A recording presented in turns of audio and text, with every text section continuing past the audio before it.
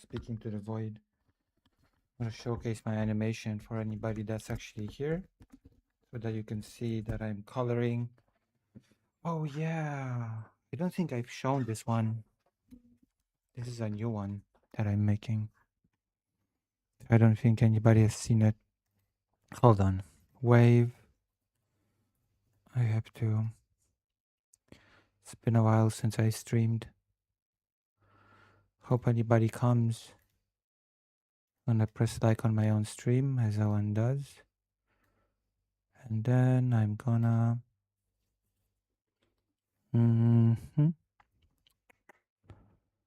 showcase this. This looks good. I like it. This is going to be, this little loop is going to be the wait screen. Because I want to have a wait screen. Like when I start a stream or when I go to the toilet, you'll see this. It's just 1 second, but it's good. It's not bad. I mean, it's not excellent, but it's definitely not bad, I think.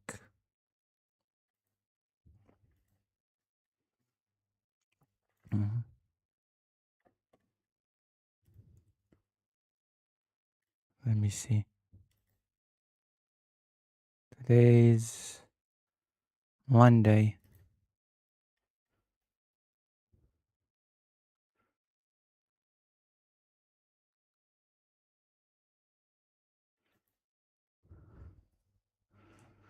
Come to stream.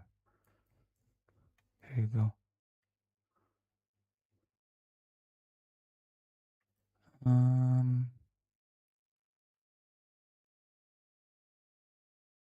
Mhm.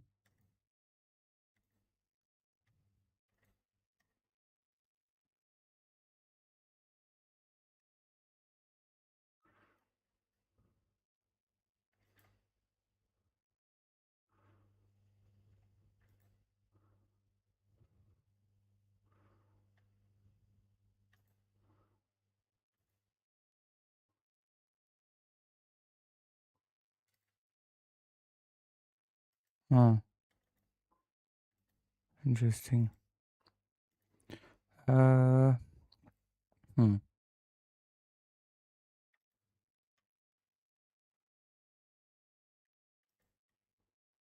Hmm.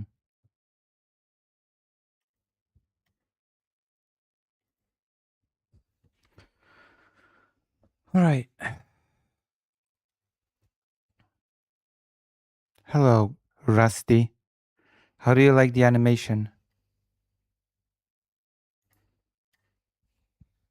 Rusty? Should I call you Rusty or Rusty? Like a Polish Slavic way. Rusty. I just got here? Nice. Wait. It's been a while. Has it been a while since I've seen you on stream? Which animation? Is it not on screen? Hold on. Is the animation not on screen? Oh, it's not on screen. Hold on. Now you should be able to see it on screen. This animation. This is going to be the wait screen when I start stream or when I go to the toilet. This one. It's a bit slow. It's actually faster, but the software is having a problem keeping up right now. It's just 1 second in a loop, or on a loop, rather.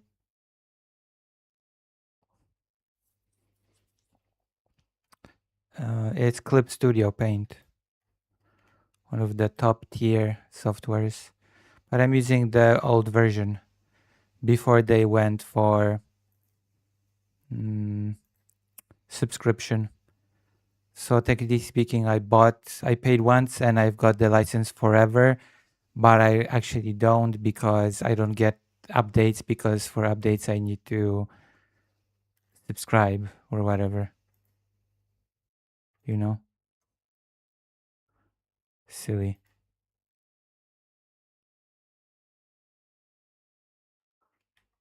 I should make a comic. I've made a few comics for.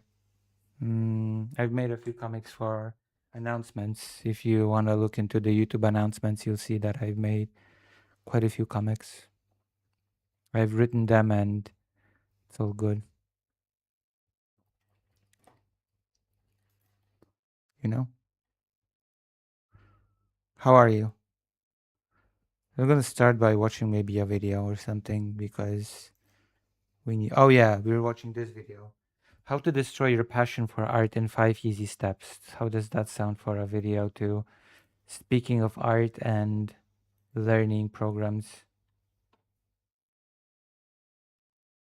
Oh, you think I should make a manga for a magazine like Shonen Jump? Maybe.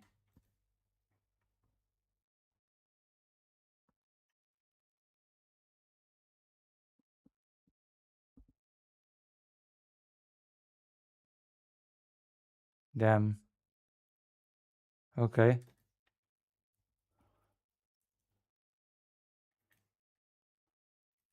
Almost 2 million actually. 1.86 million.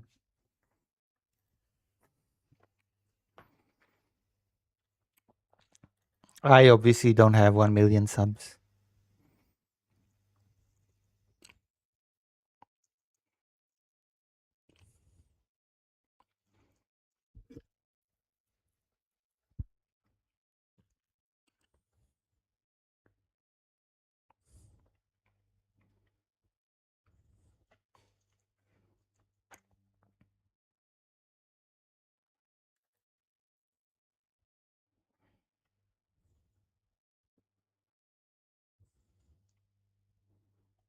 Well, I've got a lot of passion for art. Mm-hmm.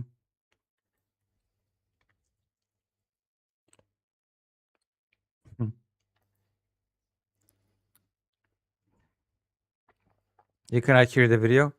Hold on, why can't you hear the video? That's strange that you cannot hear it. Oh, I think I know why you cannot hear it. Hold on. Why I turned the software on, but it just didn't turn on.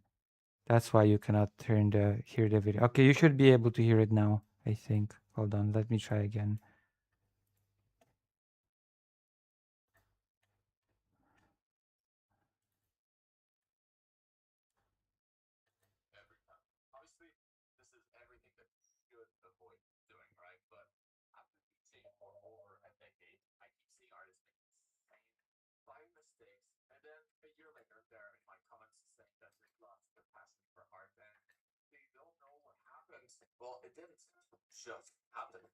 Why is there an echo? Feels like there's an echo now.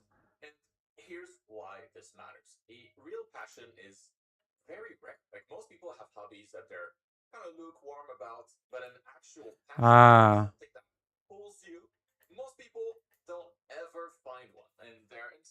now I know where there's an echo.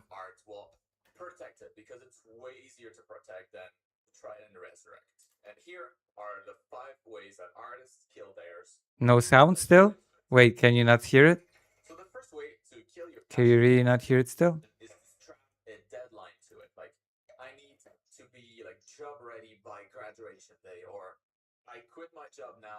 You should be able to hear it now, actually. You should be able to hear it now. Strange. You should be able to hear it now, definitely.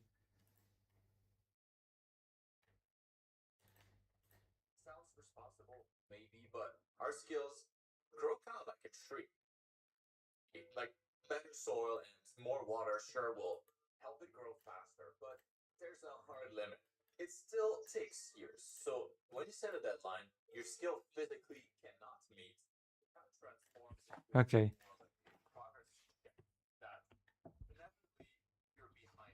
Progress check.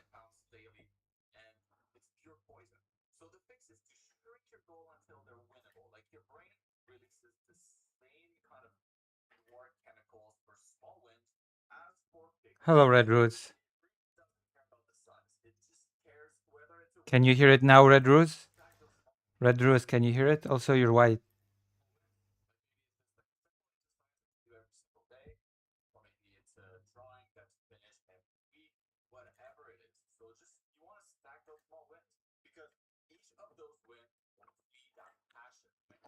I stack wins. I draw every day.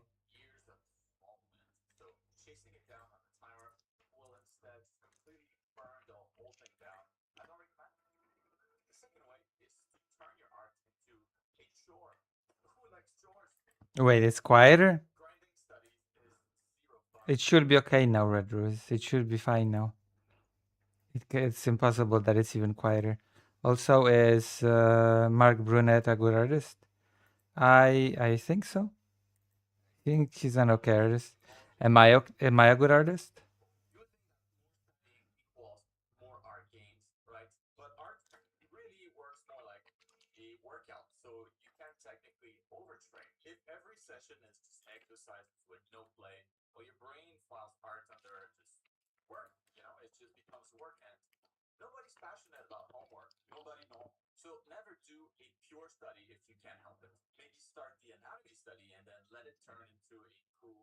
Redneck Rose?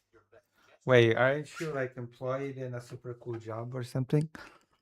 Redneck Rose?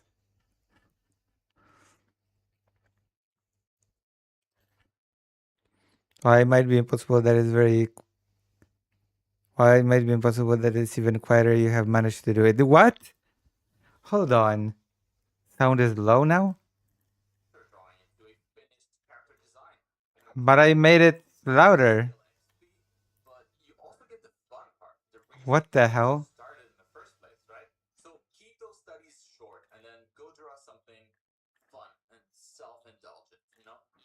Oh. Hold on. Okay, now I understand what's happening. Now I understand what's happening. I was like, what the fuck? But now I think I understand what's happening. Okay. Settings. Okay. Audio.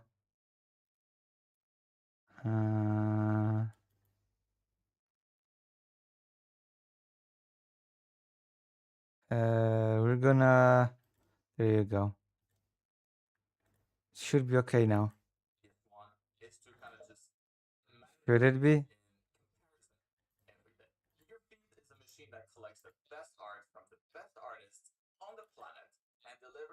What the fuck is happening? Why can't I? Why is. Oh my. Why am I having problems?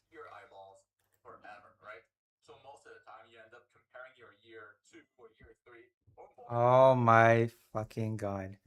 I'm having big problems with the audio now. Oh my god. Oh. Hold on. Maybe. My god. No, it should all be good. It should all work fine. What the hell? Okay, it should all work now, but I'm pissed. Hello, Mosi Software. I'm having problems because my OBS is not picking up sound right now. My OBS is having problems picking up sound and it's annoying. Settings, audio.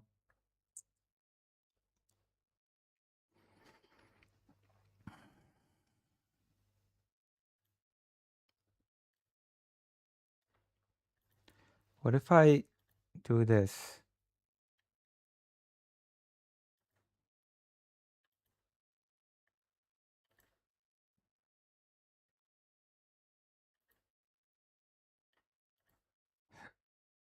Um,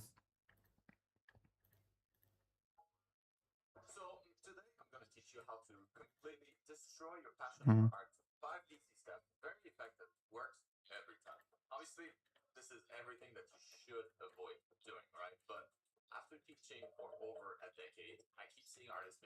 Mhm.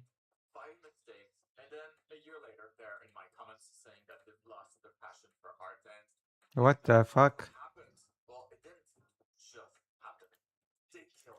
I still don't hear anything. Also,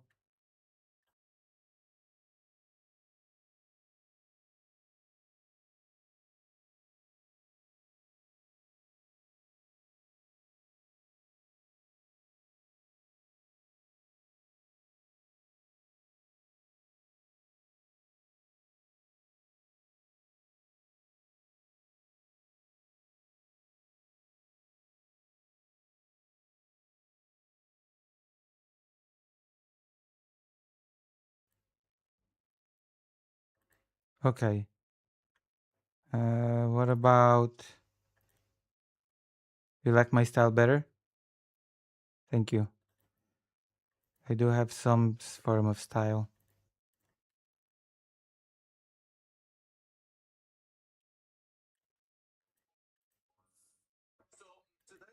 Is it working now?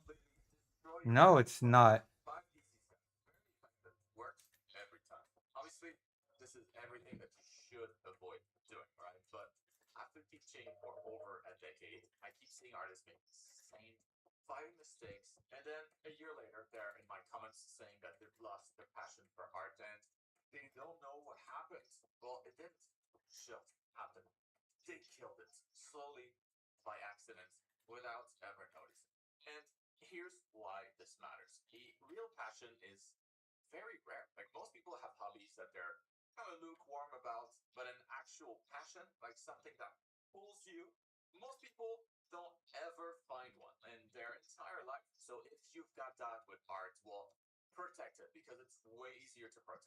Oh my god.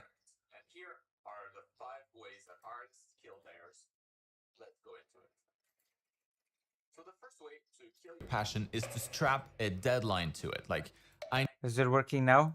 need to be like. Is it working now? So today I'm gonna teach you how to completely destroy your passion for art. 5 easy steps, very effective, works every time. Obviously, this is everything that you should Working now? avoid doing, right? But after teaching for over a decade, I keep seeing artists make the same 5 mistakes, and then a year later, they're in my comments saying that they've lost their passion for art and they don't know what happened. Well, it didn't just happen. Now it should be They good. killed it slowly, by accident, without ever Now it noticing. should not be low. And Okay. here's why Now it this should be matters. fine. A real passion is very rare. Like, most people have hobbies that they're kind of lukewarm about, but an actual passion, like something that pulls you, most people don't ever find one in their entire life. So if you've got that with art, well, protect it, because it's way easier to protect than to try and resurrect. And here are the 5 ways that artists kill theirs. Let's go into it.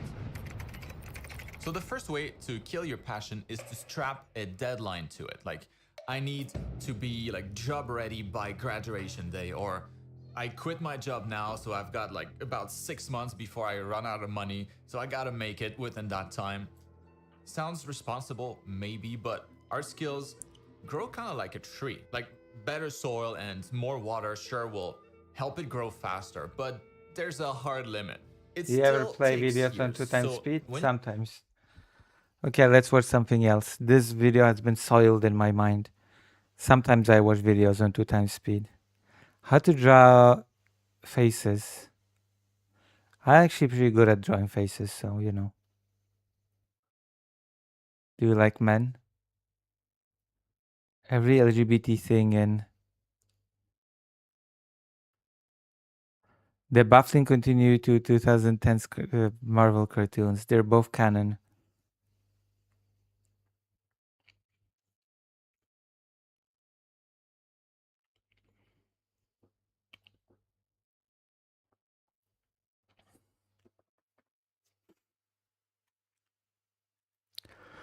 How is everyone? It's been a while since I stream, hasn't it? It's been a while. I have decided to respond to my biggest fans and, you know.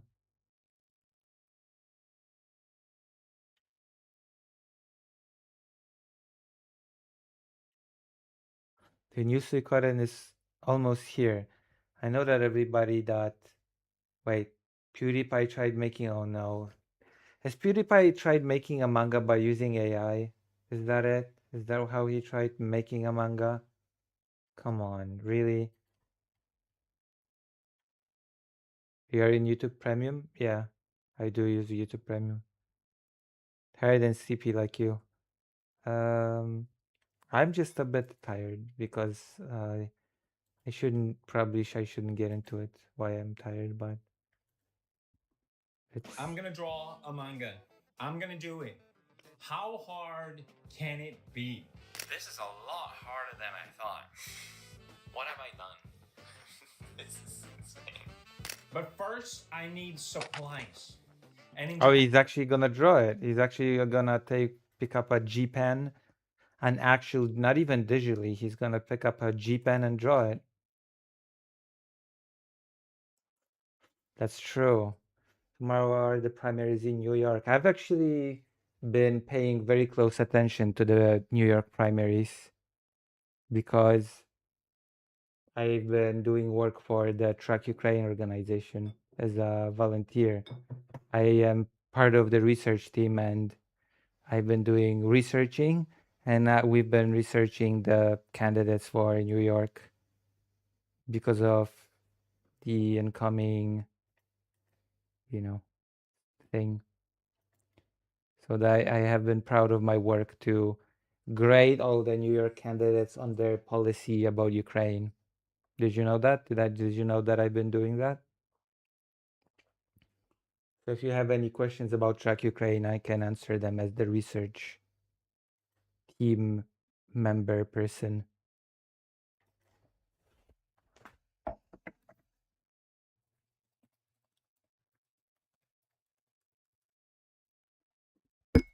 So maybe I might have a guest. Would you like to have a guest come in and talk to me about history?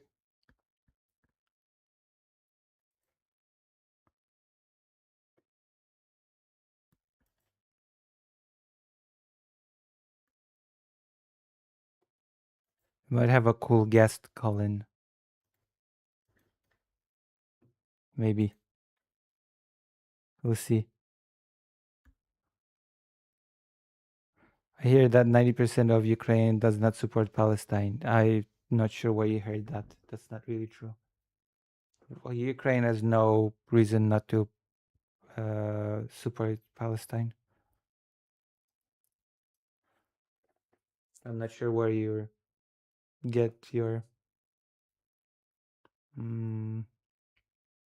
I don't know where you got that number from.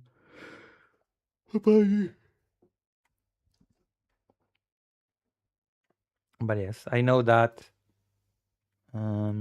Israel is actually not very good on Ukraine and Iran, for that matter. Russia is not very good on Ukraine, surprisingly. Japan, I am very spoiled with that.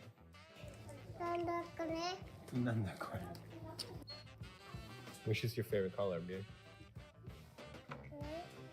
Correct.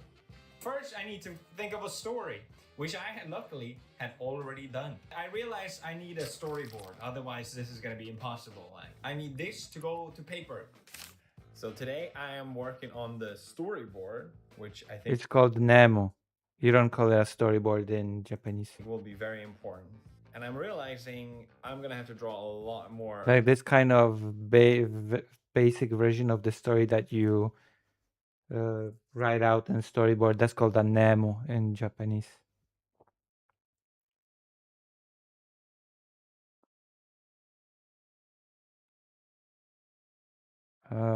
That's anecdotal, like videos of Ukrainian people doing this or that. That's not really, that's anecdotal. There are people that are super supportive of Palestine, mega super duper. I'll be right back.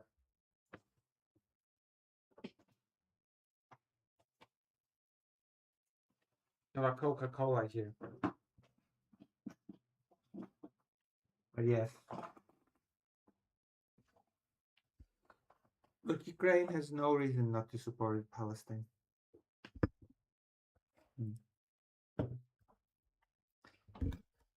Actually.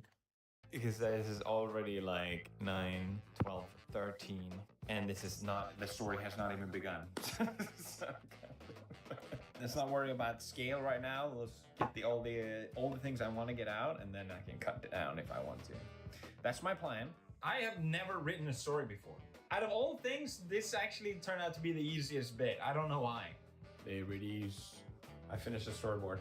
Finished. First version is done. No spoiler. Release. Whole thing. If I want to. That's my plan. I have never. Does PewDiePie actually draw? Is PewDiePie actually an artist or something? Written a story before. Out of all things, this actually turned out to be the easiest bit. I don't know why.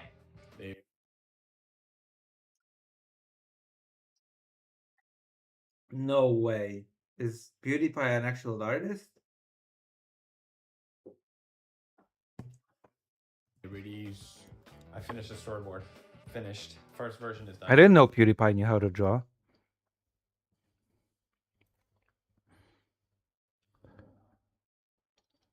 Ukrainian soldiers definitely do not serve in the IDF.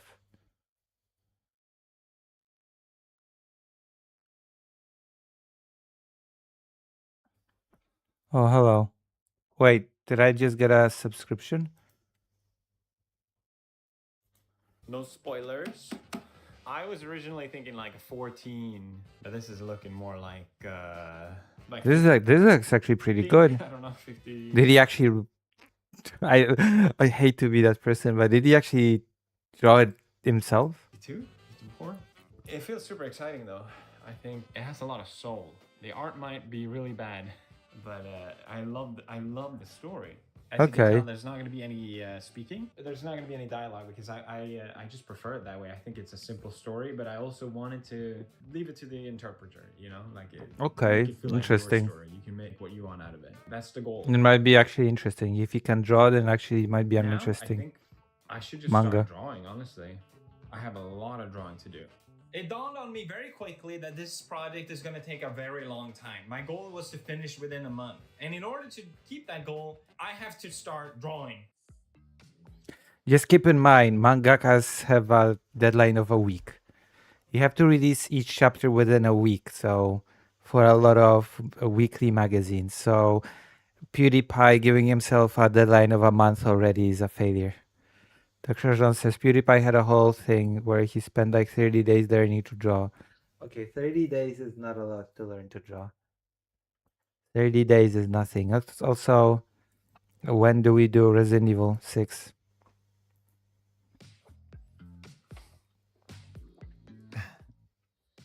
Why is he showcasing his child so much? Gotta make it count when you're. I remember in 2016 when I used to work for a corporation, people used to tell me that I look like PewDiePie, by the way. People used to tell me you look like PewDiePie. And they treat it as a compliment too. I cannot dilly-daddle. I got to start drawing. I got to start drawing. We got. Why can't I have an audience like PewDiePie? People are gonna tell me that I... What was that sound?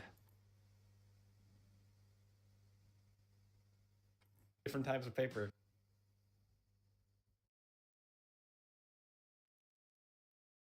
Wait, what was that? Bim, bim, bim, bim. Did you hear that? What was that sound? Did I get something?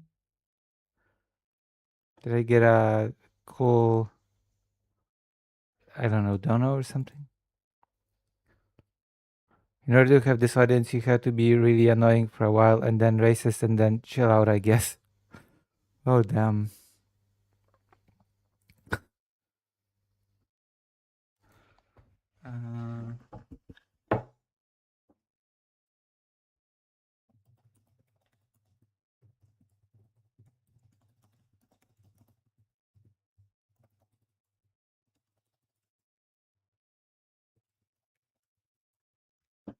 Oh, I might get a guest. I might get a super cool guest on my stream. A journalist. A super well-known journalist might call into my stream.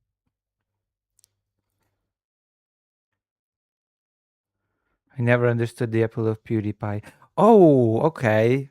This person might actually clear up some misconceptions.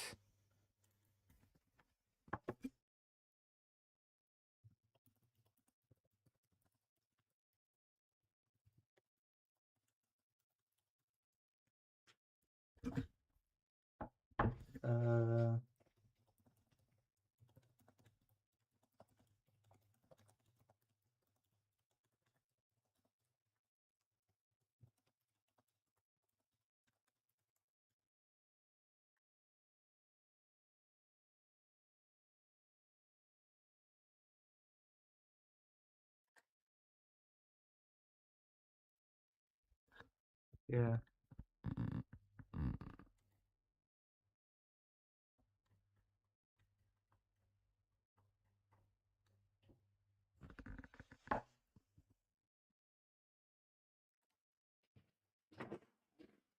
Ooh. All right. I'm gonna call in now. All right. I might have a journalist call in now, which is cool. I built deep connections, deep connections, deep pocket connections. Also, press like on the stream.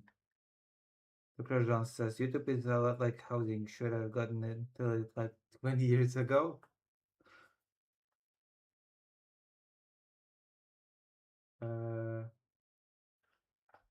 Also, I might have a super cool famous journalist call in. You can guess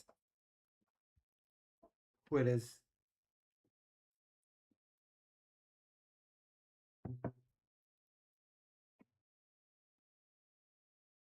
Annoying than racist and chill out.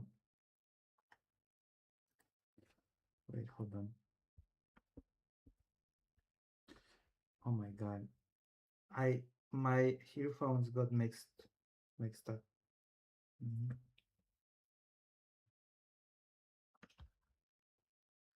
Jesus Christ.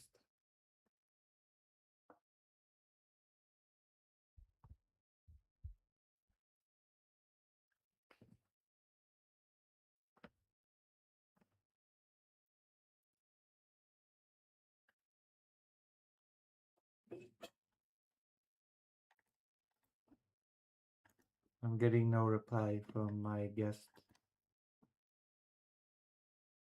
It's Patrick. Patrick is my guest.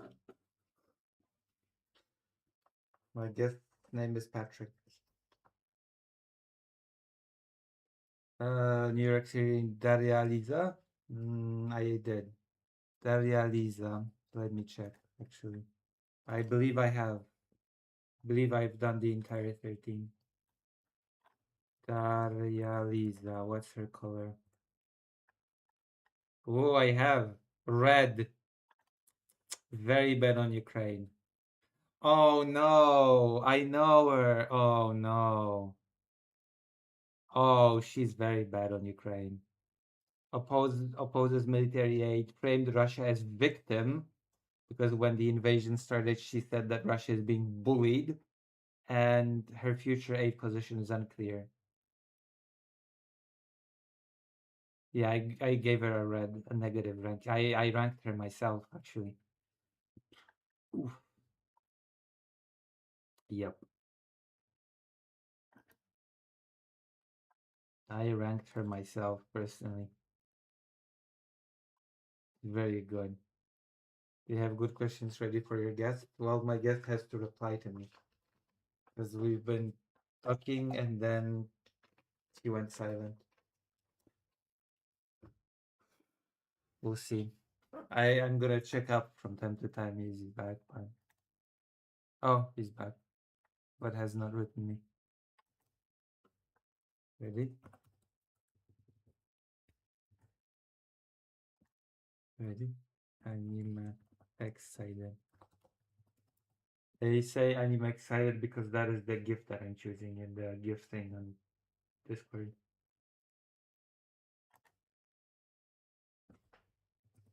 Yeah. Okay. We're giving him a moment. We're giving our super cool guest a moment.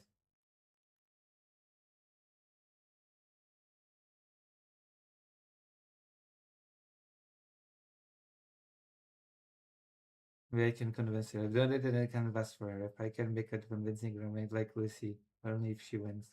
Listen. You wanna make a convincing argument? Tell her to contact Track Ukraine and give a and talk to Track Ukraine about Ukraine.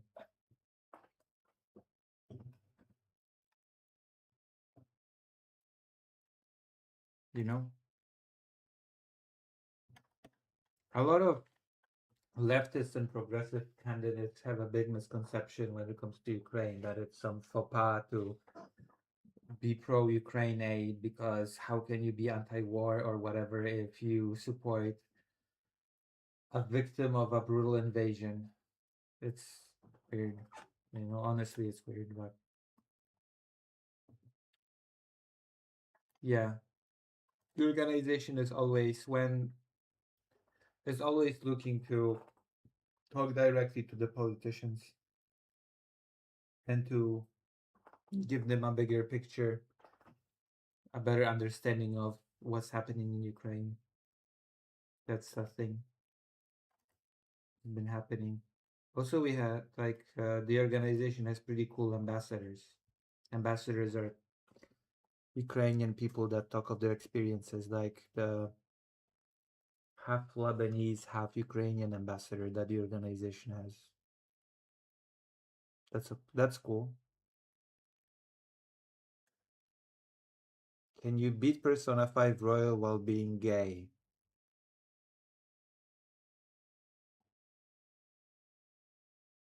Interesting video. Can you beat Persona 5 Royal while being gay? It's the most interesting questions I've heard in a while. This one's a little thicker. If you don't draw, maybe you're like, it doesn't matter, but it does matter, okay? So I'm gonna test it out, see which one I prefer, and just commit to that one. Maybe I'll draw the same thing. The black is not transferring well at all on this paper. As opposed to on this paper, I feel like the black is more blackish. So I think I need to do some research how I mean, it also depends on the ink that you're using, right? actual manga artists do it. I feel like I'm not trying to be perfectionist or anything, but I think if I do some research now, I will save myself a lot of issues later.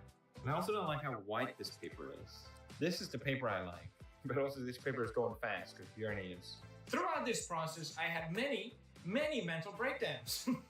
I thought this thing would be fun. I'm just gonna draw a little bit. I'm running out of time already. Yeah, and it gave himself a month, and the normal deadline for manga artists is a week. I keep having to repeat this. Sketch out all the things a bit more detail, but I realized Did you see the Pride in Kiev, which you misspelled? You wrote Kiev incorrectly. I end up not going to the Pride, unfortunately.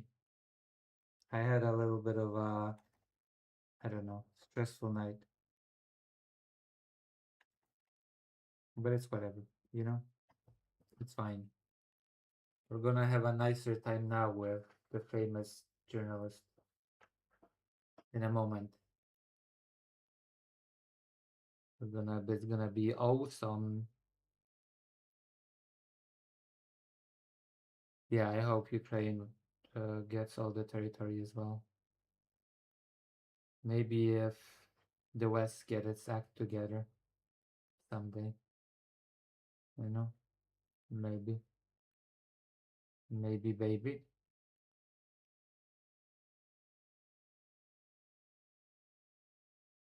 Oh.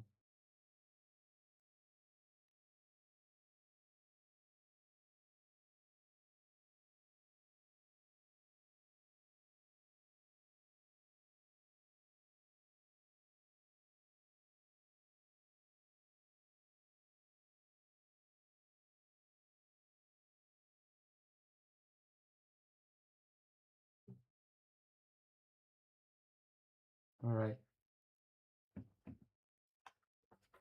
We ready? Oh wait, do I? Also consider donating and subscribing, because Fido has no money for food. I just remembered.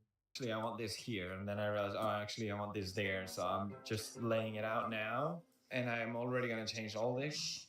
But I kind of need to get going, so I'll fix it later. We'll keep going. This is a lot harder than I thought. I think it's just getting it right, like getting the flow, like going from one place and then transitioning and then timing the Yes, page. you have to do like the whole comic. It's not an easy task. It's supposed to be a boy, right? But I'm so used to drawing adults, so like I have to redraw every time. I'm like, it doesn't look like a child. Like now he's tall all of a sudden. I gotta get in the zone. I gotta get in the zone and just draw.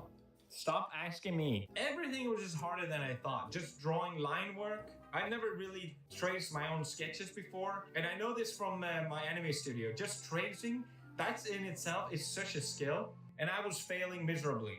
I also bought the wrong brush. Oh my god. I'm pretty good at tracing, actually. I'm not bad at tracing. That's why my animation is so awesome. I bought watercolor ones, which messed me up so bad. This page is probably the most fun one to look at because it has so many different shades.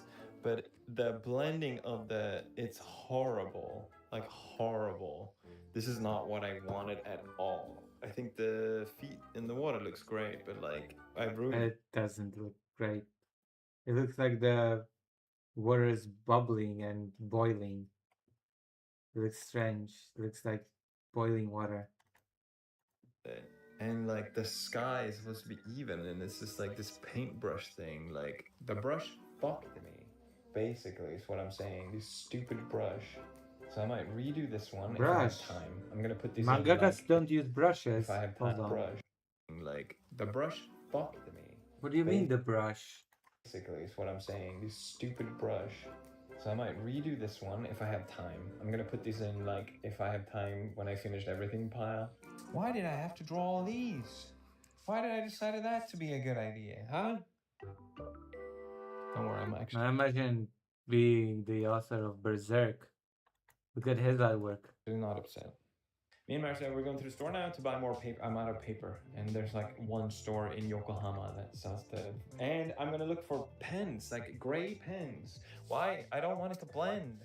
I want smooth. And then we went back to the art Use a G pen. You dip it in ink and then you draw eyeline work. store for the 500th time What do you because I mean? needed more supplies. Okay, so I brought the whole dang thing because they have this selection of cutouts. So I hope that I can. I'm hoping I can just like match so I get exactly what I need, basically. I need a lot of paper. That's glue. That's also glue. Put in on that. Glue. Also glue. Glue. Glue. Hello. Glue. Hello, Maraki. Yeah, we're watching how to draw manga. What's this? Today's sponsor. Today's video is sponsored by Sailey. When you're this. Oh, I thought this. I thought it was, I don't know, sponsored by Poland or something, with the Polish flag colors. Oh, we'll just track as well. These shading tones. We're about to get a super cool journalist guest in here. I hope. We're about to have a super cool guest call in.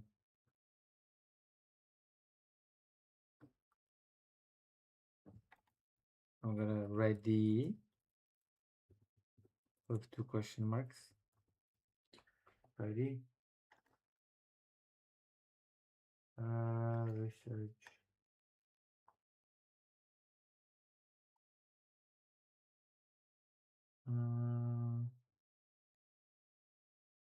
Ready?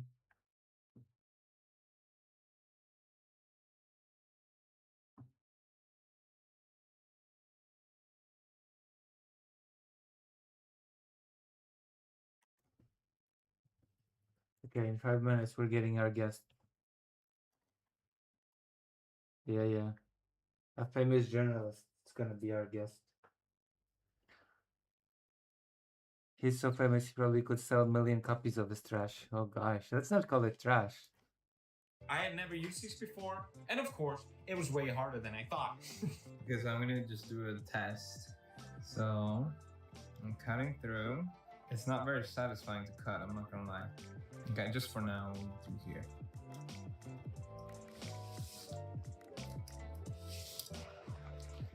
Okay, is that enough? So- wow. Okay, well. And then you're supposed to just. Oh, it just attaches. That's actually very satisfying. And you can't see it at all. Okay, well now you can. That's kind of cool, actually. Gotta make sure you don't get bubbles, actually. This is Some manga artists don't use these rasters, they draw everything themselves. Just so you know. It's just a test. I'm not keeping it. That's kind of interesting. I'm not hating. But at some point, it clicked. I was finally enjoying this process, just enjoying drawing. Okay, so now reduce your deadline to a week instead of a month, then we'll see if you'll be still enjoying. Okay. So, progress so far. This will be the cover. This is the name of it. I'm calling it Cow. So it'll be like mountain, and then you kind of I'm like. the most famous journalist, you know? Well, you're about to meet a more famous one. Do I have your questions ready? Of course. Of course, I have ready questions. One of them will be your question about Palestine. Like zooms in on the boy. I'm gonna change this one. I don't really love this, but we're going with it. I don't have time to change. So he's gonna climb up, then there's gonna be like a breathing room, kind of quiet, and then boom! What is that? Big reveal of Tiger. Tiger growls in his face. Boy, again, it's just like, whoa. And that's all I got so far. All right, another day today. My goal is to finish the draft. I think I'm like maybe halfway, 2/3. So I'm gonna finish the draft today, or a rough draft. I'm just gonna have to work hard, The not rough overthink draft? it. That one's not finished. And these are not post-process or whatever. I don't know what to call it. It's going to be a story. Oh my gosh. Let me see the finished product. Moonshot. It's not very I well mentioned drawn. this so early. It's kind of funny Okay, it is drawn, but it's not super well saying drawn. it now. I was like, it's gonna be cool with the tiger. It's in front of the moon. Everyone loves that. But yeah, it's heading back, and we see that it's darker now, and they're both just happy. And we're back at the river for the third time for a little resty. Tiger is Okay. Oh my gosh. How this terrible artist made millions. Couldn't draw, got rich drawing comics. I love how Captain America has huge boobs. Okay? Look, huge boobs. Rob Liefeld is one of the most criticized artists to ever work in comics. Oh my god. The anatomy is amazing. Anatomy doesn't work that way. Comics. Oh my god. I've read his comics actually. I remember as a kid I didn't mind his art actually. I thought his art was okay when I was a kid. You don't know Rob Liefeld? You've never read a Rob Liefeld comics? This is, to the left is an actual drawing from the comics. This is actually how you draw it. If your guest as journalist ask this question from you, is there a path to organizing citizen journalists to counteract the agenda of corporate journalism? That's a good question. I'll ask him that.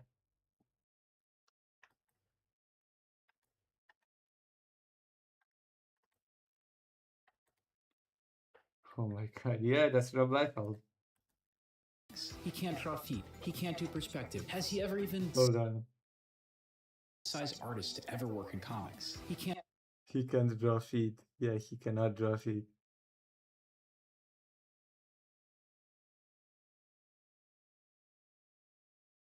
draw feet. He can't do perspective. Has he ever even seen a woman work in comics? He can't draw feet. He can't do perspective. Has he ever even seen a woman? He's like, how should I describe Rob Liefeld? He's like Jim Lee at home. You know, we've got our Jim Lee at home. That makes sense. Rob Liefeld is the Jim Lee at home. You know Jim Lee, right? One of the most famous artists. But at the same time, he was, for a brief period, the world's most successful comic book artist. He was an actual celebrity. He made millions of dollars drawing comic books. How did someone who apparently has no skill in drawing become so successful and so popular? What was the secret to his success? And why did everyone turn on him? I've spent the last few weeks researching, and the answer I found was probably the last thing that I expected. Let's start with something you've probably never seen before, a Rob Liefeld drawing with feet. Here's another. There's some wonky proportions here and there, but before you go dunking on him, here's the thing. He did these drawings as a teenager. These drawings are from a portfolio that he had put together at 19 years old to try and get a job. Wait, so he can draw, you know? So he can draw after all. These are not bad. In comics. They would have been tucked under his arm at WonderCon 1987, standing in a long line waiting for his turn to show them to an editor from Marvel Comics. Well, the head editor for Marvel says that sometimes he discovers new artists at the conventions. Hundreds of them show up at every convention, hoping that this will be their big chance. And unlike everyone else in line, this might be his only chance. You see, when Liefeld was young, his dad was diagnosed with a brain tumor. Over the next few years, Liefeld's father would be in and out of medical care, spending 9 months in a coma, losing an eye, and the medical costs would cripple his family financially. But something came out of that experience for young Rob Liefeld, because sitting all those hours alone in a hospital waiting room, on his lap would be a comic book. And this was the 70s, when comic book art in America was exploding. George Perez, John Byrne, Neil Adams, and so many others were revolutionizing the medium. I can only imagine how necessary it must have been for a kid whose family is going through this traumatic experience to be able to escape that reality and into the universes of DC and Marvel. So comics become his obsession, as does, soon after, drawing. But despite his obvious natural talent, there was no way his family could afford to send him to art school. He was working 3 jobs to support them and just drawing. Shit, okay. Now I feel sorry, now I feel bad for dunking on Rob Liefeld, actually. Like, seeing his history, I feel bad now for shitting on him. God damn. It's like, hello, Greater. It's like one of those boxers with a really sad backstory, or, those people that go to those singing contests and have a sad backstory. In whatever time he had left over. And now, his father's tumor had come back. If he wanted to continue drawing at all, he'd need to be getting paid for it. This portfolio review meant everything to him. So he finally gets to the front of the line and sets his pages down before legendary Marvel editor Mark Gruenwald. Gruenwald shuffles through Liefeld's pages. He looks up. "Welcome to Marvel Comics," he says. "You're hired." No way, really? Oh my fucking god, wow. That's something. That's a pretty cool... No way. At 19 years old, Rob Liefeld became a professional comic artist. He does a few small jobs for Marvel and DC before finally getting a shot at a regular series, DC's Hawk and Dove. It's not exactly a prestigious job, but he's desperate to make this new career work, so he brings his A game to these D-list characters. And now, it may be hard to see today why it stands out. It's obviously tame compared to the stuff we'll be looking at in a little bit, but when you compare it with other comics coming out in the late 80s, I think you'll see it's got this energy, a dynamism, and intensity that kind of makes it stand out. There were only a few other guys at this time doing this kind of showy work. One of the most influential was Todd McFarlane. And McFarlane had just been promoted at Marvel from his breakout work on The Incredible Hulk to The Amazing Spider-Man, one of the highest profile jobs. I remember McFarlane's Spider-Man In comic books. I think looking at this, you can see the influence that McFarlane was having on Liefeld right at the start, moving away from that classic house comic style into something that's a little more intense and heavy. And for young Liefeld, it's working. Hawk and Dove becomes a big success. And so, in 1988, after so many years of attending San Diego Comic-Con as a fan, Liefeld gets to go as an honest-to-God professional comic book artist. And it's at this Comic-Con where he meets someone who will change the course of his life. One of his friends introduces him to this intense Canadian guy in a jean jacket with a curly mullet. "You're Rob Liefeld," he says. "I know you. You're doing Hawk and Dove." It's Todd McFarlane. Wow, Todd McFarlane, man. McFarlane knows who Rob Liefeld is. The author of Spawn, if you don't know. They actually become fast friends. They end up spending the next 12 hours together, talking comics and art and everything else, even though they're at different points in their life. McFarlane is older, married, and serious. Liefeld is 20 years old and hungry for success, hungry to make the money to pull his family out of their financial situation. And what I see is this kind of big brother, little brother relationship forms between them. I mean, just check out this video they made a few years later. I think you can see the dynamic at play. And the other biggest question that I get is, did you pay for that haircut? Unfortunately, I did, yeah. That's brutal.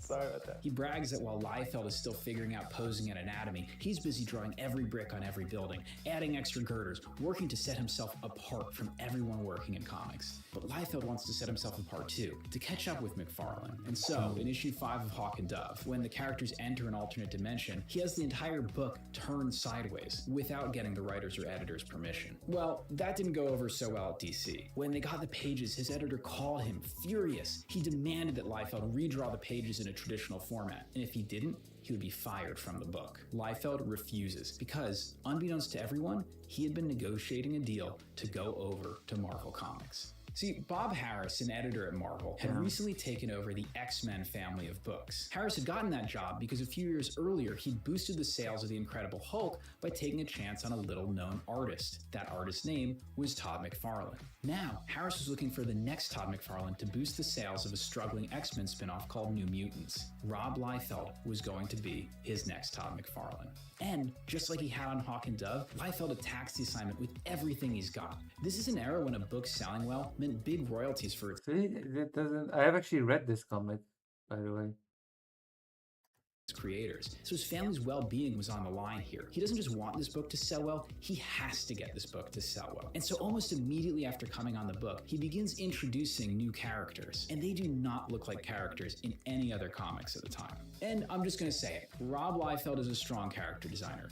Hold on, don't unsubscribe yet, let me explain. I know he's mocked now for his pouches and shoulder pads and guns and swords, but again, we have to look at this in the context of the time. Most superheroes were square-jawed guys who wore spandex. Just look at the covers before and after Liefeld takes over. This thing is gonna stand out on shelves. He looks like he's about to murder. It's cheaper. Yeah, it's cheaper.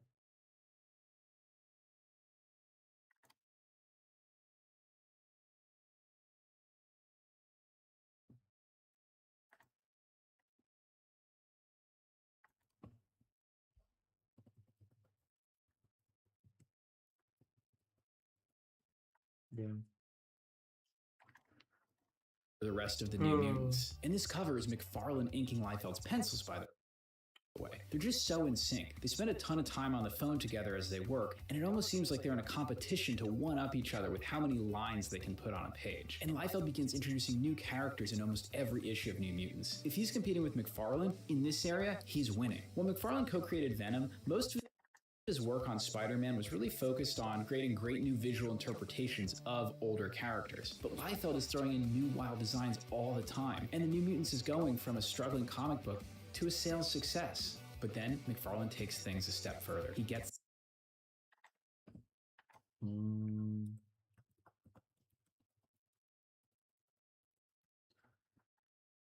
the assignment to launch a new Spider-Man series that he won't only draw, but also write. Whether to keep up with McFarlane because his ego was growing, or because he was genuinely trying to make the book better, Liefeld starts ignoring the scripts he's been given on New Mutants. This forces Louise Simonson, who's an incredibly gifted writer, to do last-minute rewrites around Liefeld's art. And, unlike his editors at DC, Bob Harris supports him in this. So eventually, Simonson is pushed off the book and replaced by Fabian Nicieza, who is happy to work his Is it video dialogue around dubbed? Liefeld's art. What do you mean dubbed? I mean, yeah, yeah, it's, you know, it's a pre-recorded video. What do you mean?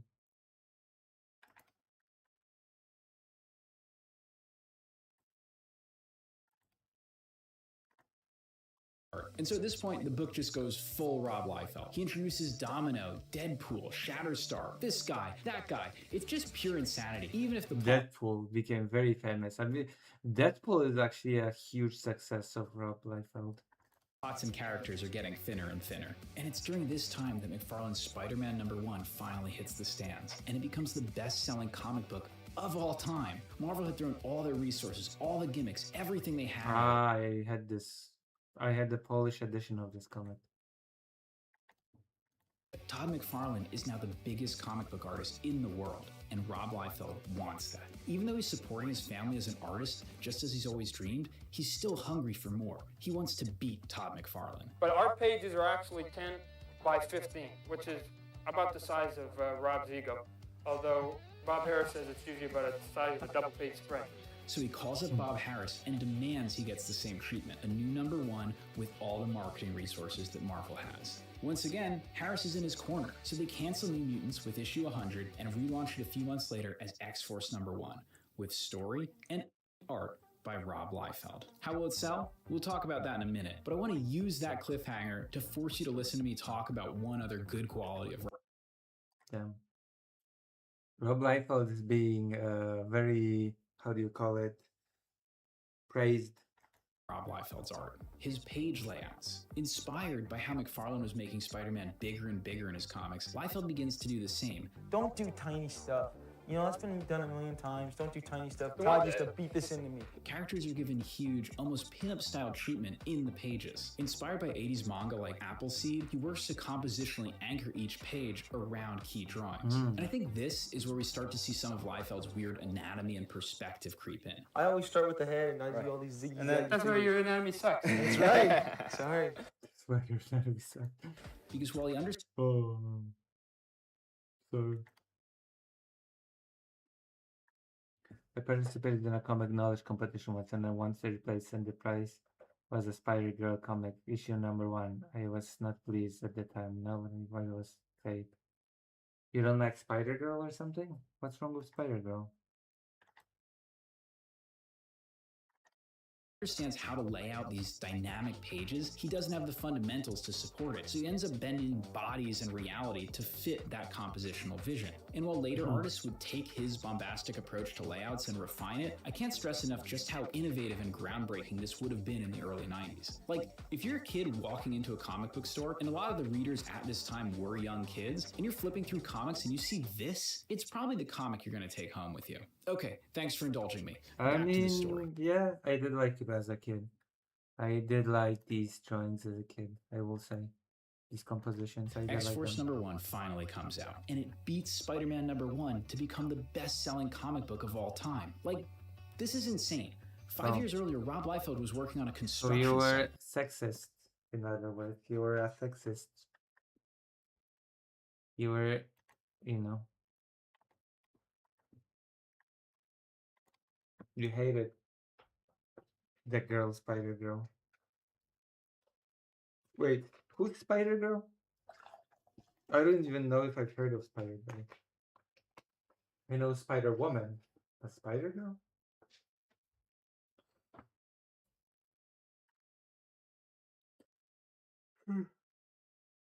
Well, apologies. Our guest will call in soon.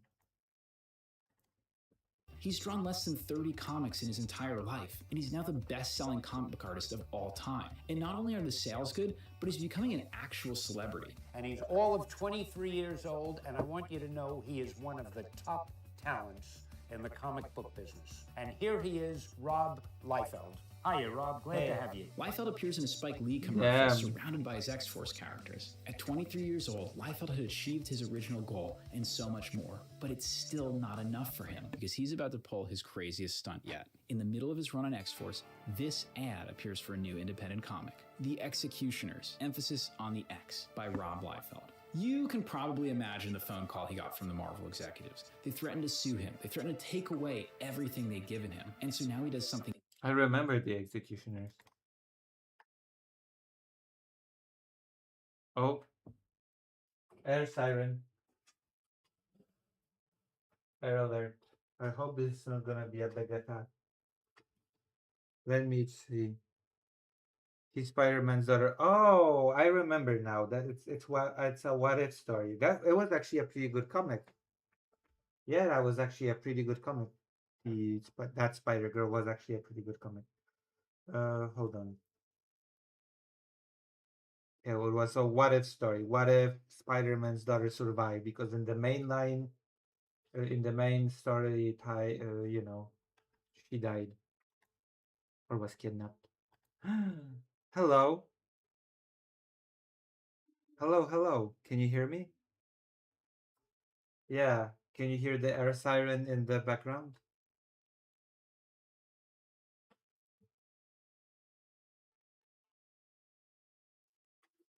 It is an air siren right now. It just started.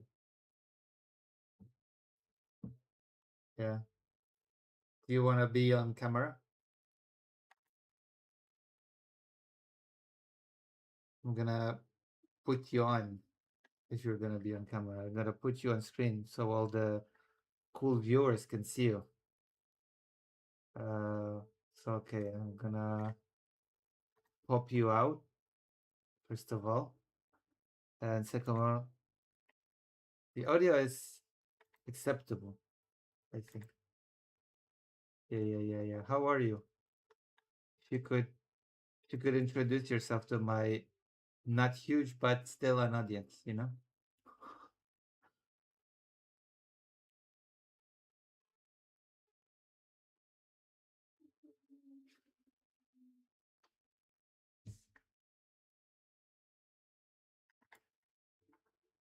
Yeah. Oh, you cut out. You're cutting out all of a sudden. Yes. But first, I'm gonna ask you a few questions from the audience.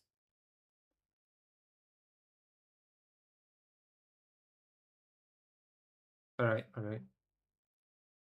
It's good. Sorry? Oh. Yeah. Oh, it's better, I think.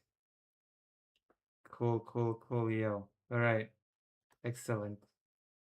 Yes. Damn, the alarm is very long. Okay. No, I never go. I'm a brave, a brave toaster, you know. What? No, that wasn't there a first brave little toaster that didn't go to Mars first? It was just maybe. Video but no audio? Oh, nobody can hear you for some reason. Hold on. How do can you say something? Oh my god, I'm so annoyed today. I'm having so many problems today with the audio, you wouldn't believe. On my end, yeah. I don't know why, but I don't know. It's like, how should I put it? My OBS is messing around. I don't know why.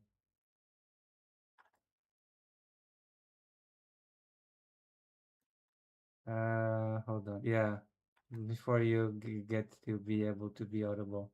I don't know what's happening. I'm so frustrated, you know? Is it fair for me to be a bit frustrated?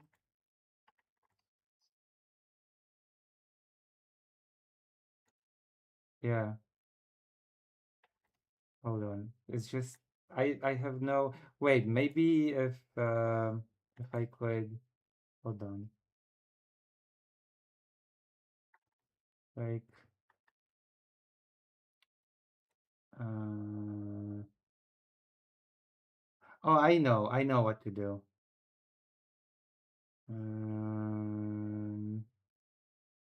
But you're probably gonna be okay. Okay, you're gonna be maybe you'll hear yourself. What? That cannot be helped. Can you say something? Okay. Can you say 1, 2, 3 something? testing. Now we'll I can hear see. myself. Okay, now people should be able to hear you. Cool, and they won't hear the echo, right? Yeah. You might hear yourself. Fine. Okay, so reintroduce myself? Yeah. Introduce yourself to the audience. Yep. Cool. I'm Pat Hilsman. I'm a journalist and researcher. I've worked on Syria and I lived in Ukraine for a bit. I'm friends with Lucy and friends with Lucy's friend Dylan Burns, and I'm heading back to Ukraine soon, I hope. And this is my dog Ingrid. Nice. I thought I heard a noise. Is the siren still going? The siren ended. Let's check actually what it's about. Sometimes it's a nothing burger and sometimes it's a Yeah, but it might be a big one, you know? They've been a lot lately of big ones. So missiles. I've actually interviewed people whose buildings were hit by the big ones recently. Mm. Like a kid who went to the basement and their building was hit that one time when they decided to go to the basement. Did they? So they got lucky, right? Yeah. Yeah, it's more than yeah, they do. Like I interviewed a one woman, was like I went to the shelter with my dog that one time and the building block got hit by a missile and a bunch of people died. And I never go to the shelter usually, she said. I usually didn't either, but I actually think people probably should. Probably, yeah. But Like I just best practice. yeah. Let's see, newest Kiev. Let's see what it's about. Same couple of days that Russia was estimating for the fall of Kiev. Kiev issues air raid alerts as authorities urge residents to seek shelter amid a potential aerial threat. We'll see. We'll see. Maybe there'll be missiles, maybe there'll be drones. All right. I have a few questions for the audience. Are you ready? Go.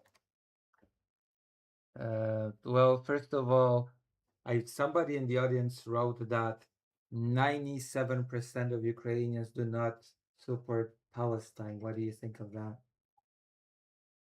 I think that's probably not true if you depending on how you ask the question.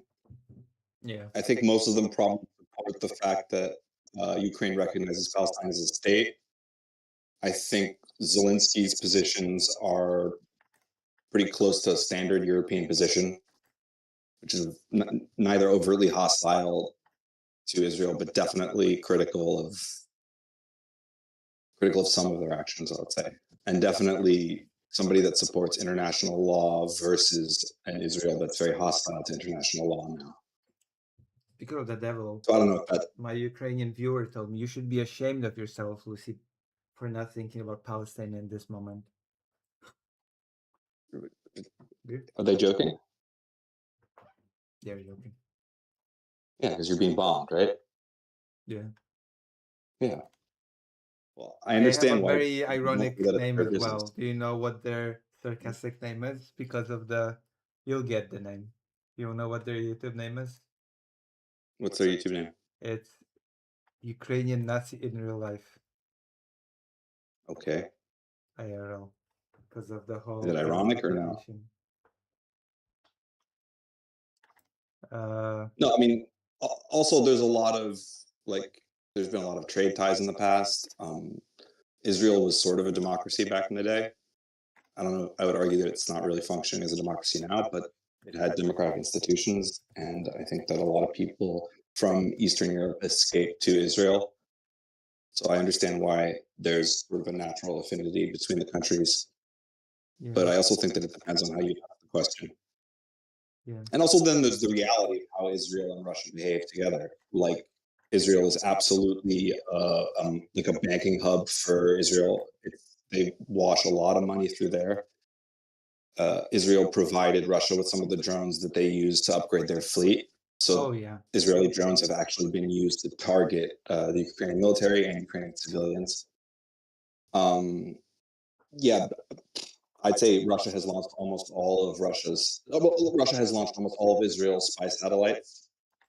What else? Yeah, there's just the ties are so deep that it's inconceivable that Israel would be a real ally to Ukraine under any circumstance. Yeah, and Israel has also very openly refused to give any weapons to Ukraine. That's been a thing for the longest time. And there's been some defensive stuff. Yeah, that they refused to share anti-air with Ukraine, as far as I remember. So Israel is way out of line. Like, if I understand that they have a perception as like this hardline country that opposes Iran, which is also another reason that I'm sure Ukrainians are not pissed off about, like the Ayatollah being taken out. The leader that has sent tens of thousands of drones into Kyiv. Oh yeah, yeah. I mean, the design. They've been now Russia produces them, but Shaheds are like Chinese are like. But all these places in the world exist, and they're all being bombed. And I think that the political leaders in the world that support these things are getting closer and closer to each other. And I think that there's sort of an axis of authoritarianism that's formed with Israel, Arabia, Russia, Turkey. All the countries that want to be able to act with impunity and despise international law are natural allies to one another. I've got another question for you from a viewer. Sure. Very. Is there a path to organizing citizen journalists to counteract the agenda of corporate journalism?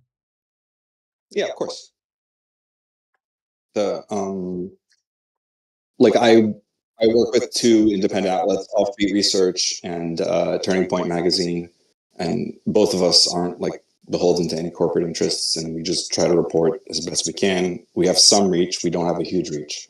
The thing that does baffle me though is that these big corporate media conglomerates are like kind of effing themselves. Like I don't understand their behavior. It doesn't make sense. Even from a purely greedy perspective, even if you just only care about money and don't care about journalism, they're still messing it up because they're producing a product that like nobody wants. You know? People are very interested in the news, but if you go on like CNN's website or on their YouTube channel, which is how most people get the news, you're not going to have fast updates. You're not going to have on the ground reporting usually. Yeah. So I think that anybody, if it was corporate or independent, that did just good, straightforward reporting would do very well.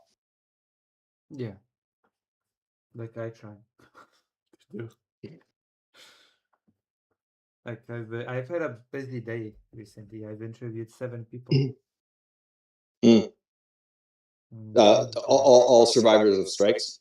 Yes, and of different backgrounds. Like one person he works in information, like in media information. He did not only have interesting stuff to say about the day that the building was hit, but also about his work with Russian information warfare.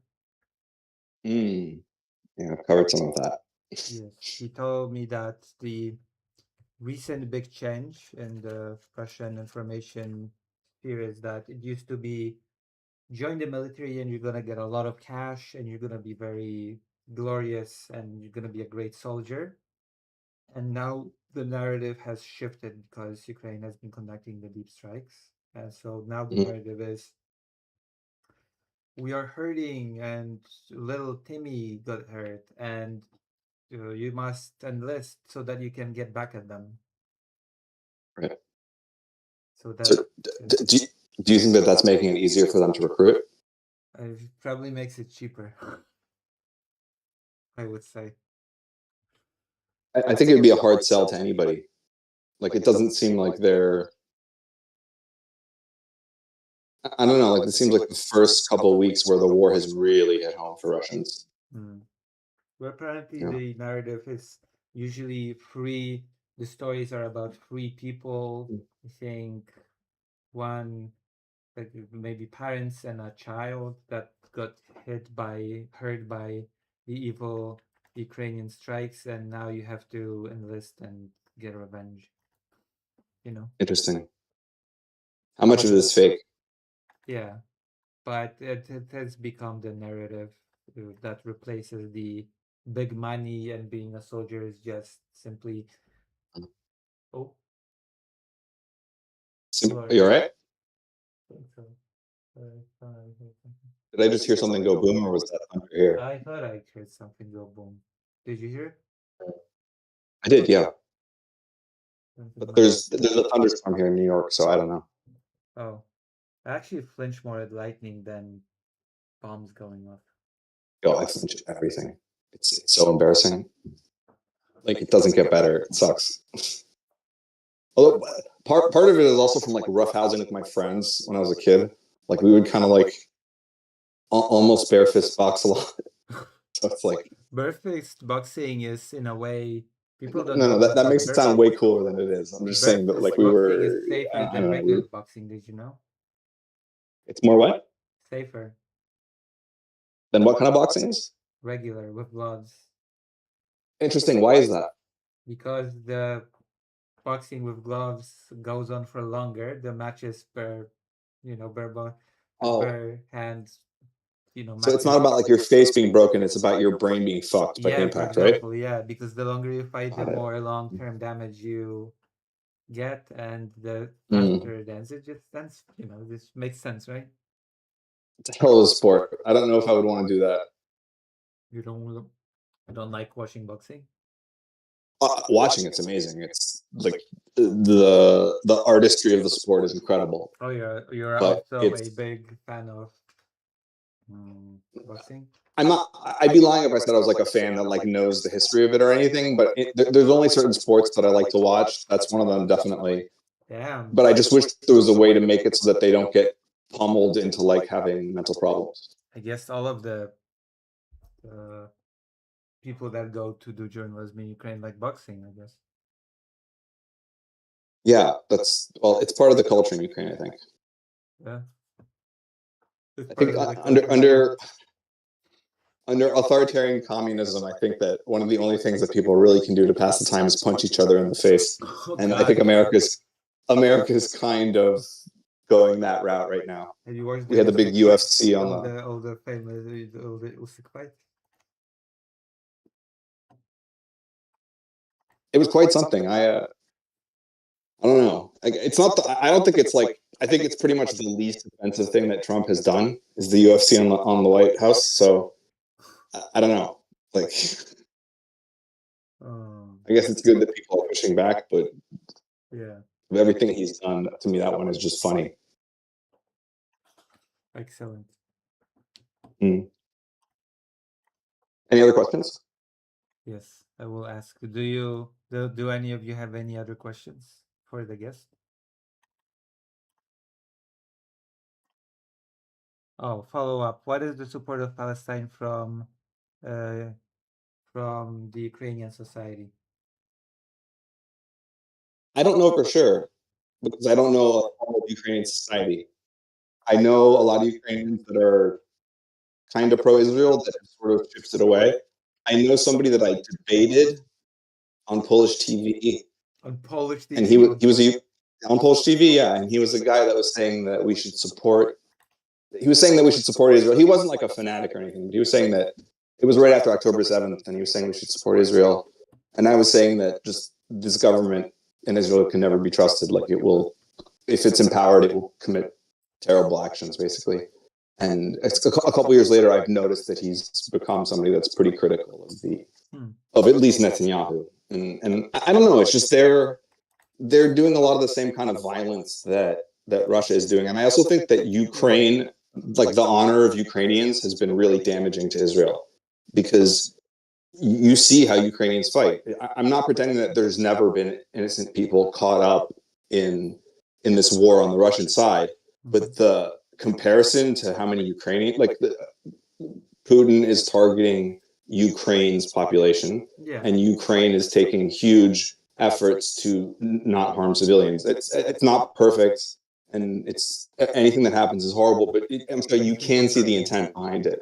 People are capable of seeing the difference between blowing up an oil refinery when there's the least number of people there, or damaging the engine room of a ship, versus what the Israelis do, which is if there's a single person that fits an AI constructed profile of what a terrorist is, they'll completely obliterate a building, or they'll completely eradicate a city block. Or just say there's human shields. Yeah, and Ukraine is dealing with a country, Russia, that uses human shields. Their entire strategy has been to capture parts of Ukraine and use the entire population as human shields. Well, and Ukraine has human soldiers, and as cannon fodder too. Yeah, yeah. You have to accept the Russian passport and get enlisted. And of course, there have been mistakes and excesses, and at certain times there might have been things that were done that were intentionally to harm civilians.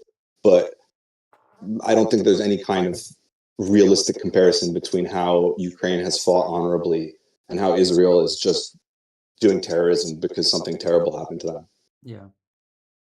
And also there is a bit of a longer history than October 7th, but that's no. Yeah, of course. Alrighty. I will. Oh yeah. And we also speak because you debated the person on Polish TV, right? Mhm. But our glorious organization for which I do volunteering, Track Ukraine, has a magnificent ambassador on board that is very pro-Palestine, as I understand it. Are you talking about? Yeah, Sorry? absolutely. Yes. Oop. Sorry, I disconnected by mistake. God.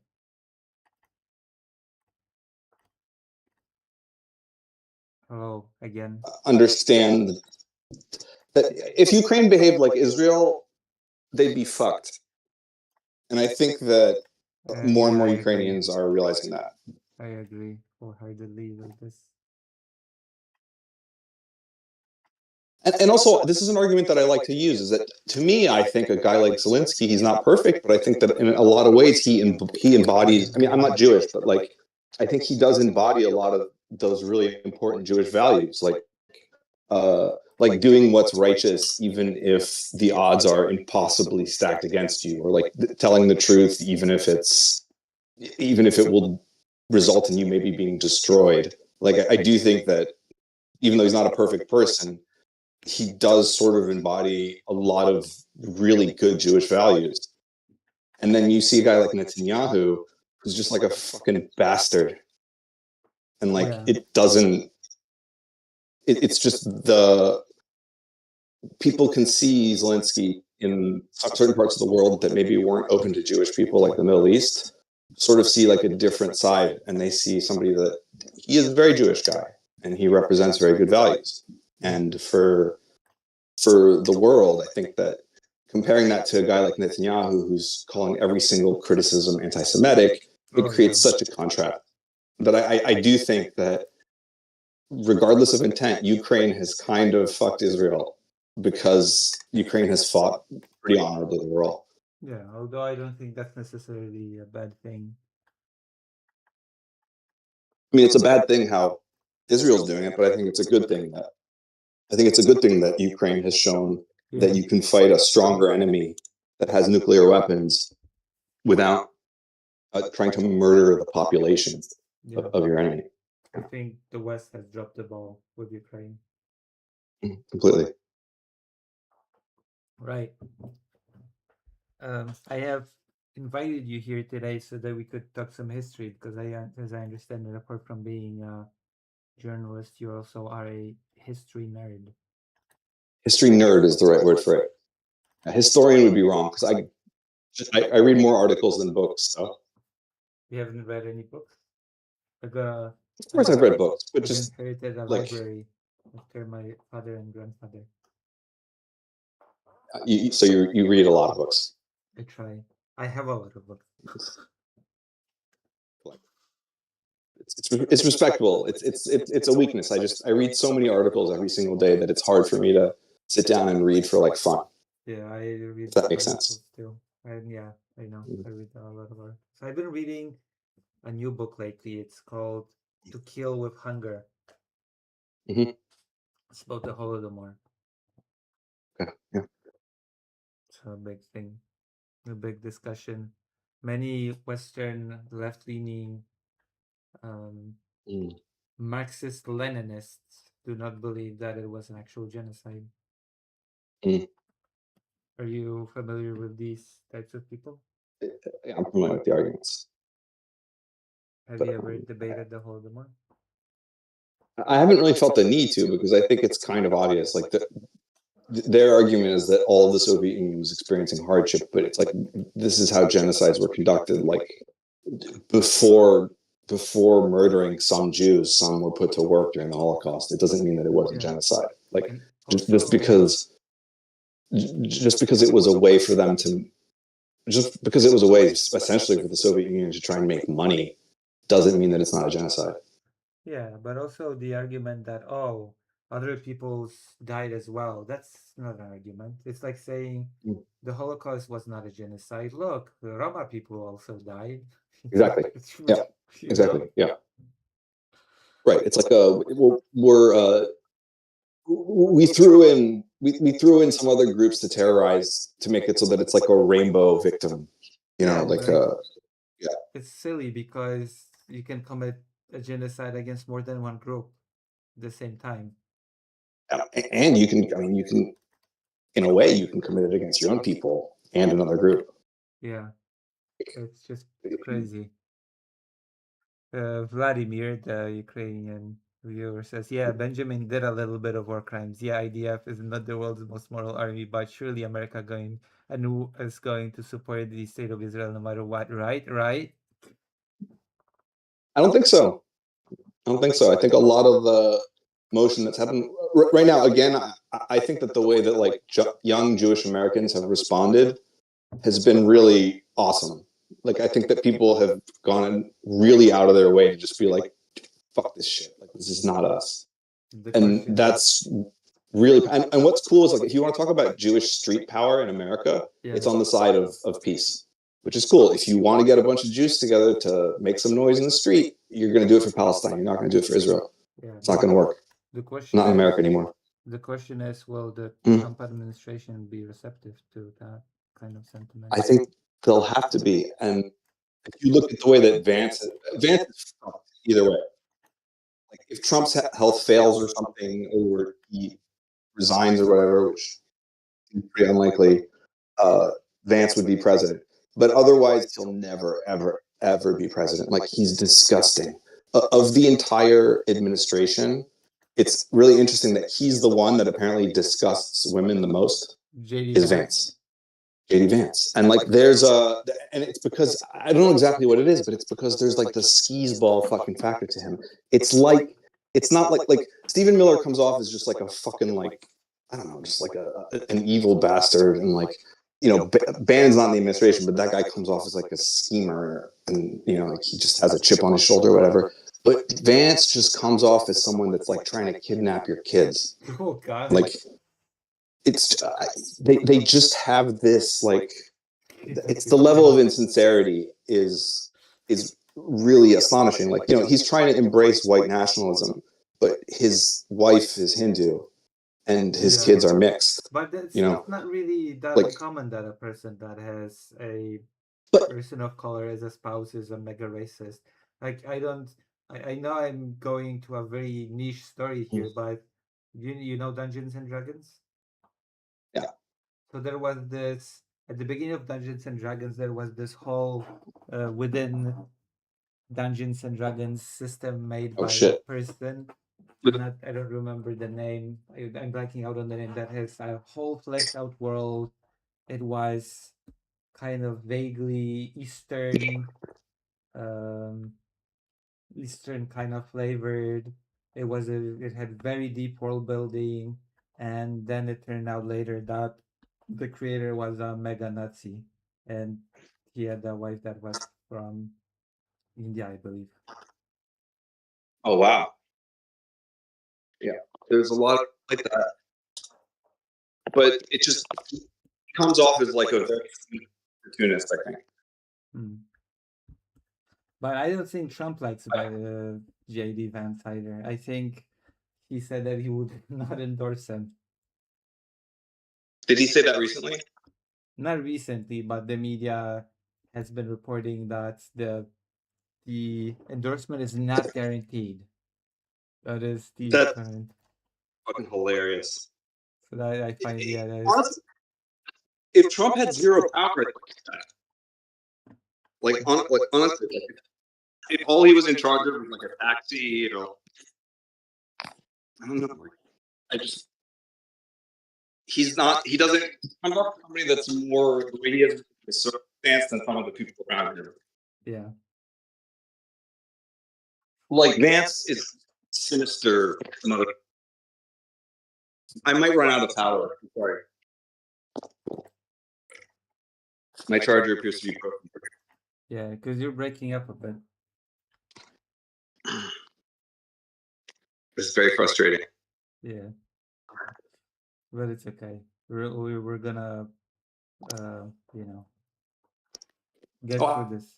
Especially since there's been no explosions tonight. So it's a calm night. For, there's been an explosion in the Mykolaiv district. No, there's been a Mykolaiv district some time ago. See, I've got an app with me. You still here? Hello?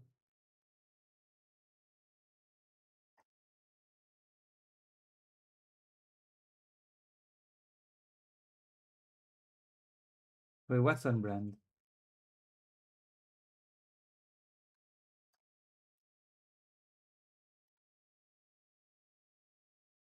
It's on brand or my stream that my guests freeze or that there's bombing. Right. Hello?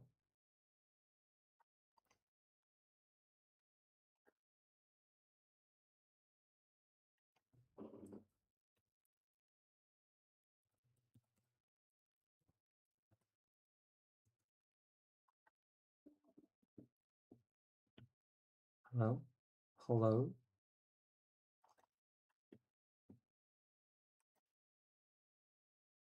Tech support issues. Oh, yeah. Should I just leave and rejoin? I don't know, it's on my end or what.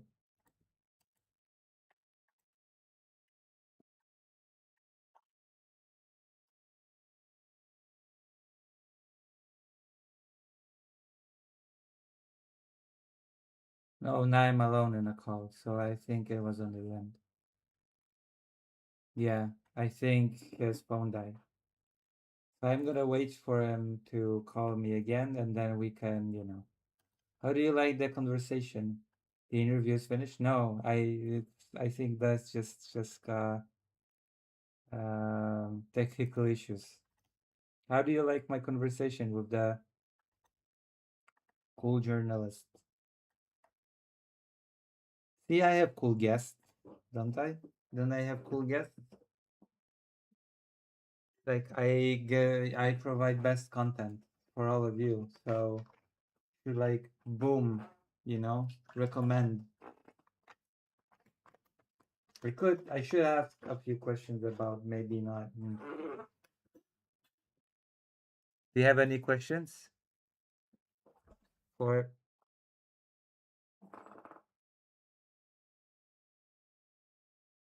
What does it sound?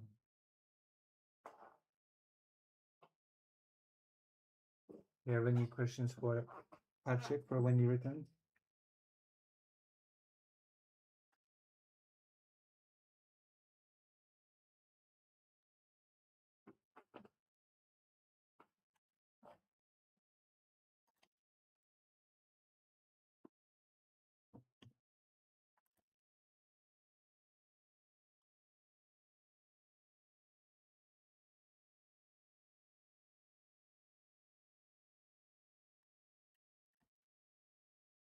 Hello. Hey, it didn't freeze. It ran out of power. Yeah, it froze. Can you see me now? But you're back now. Yeah, I can see you. Okay, cool. All right, where were we? Yes. I have to turn you back on, and you will be turned on. No pun intended. I took no pun from it. But yes, also if JD Vance creeps out woman, then maybe, you know, she should just find a boyfriend. That's an alternative. He just needs to find a new family. A new family? Yeah.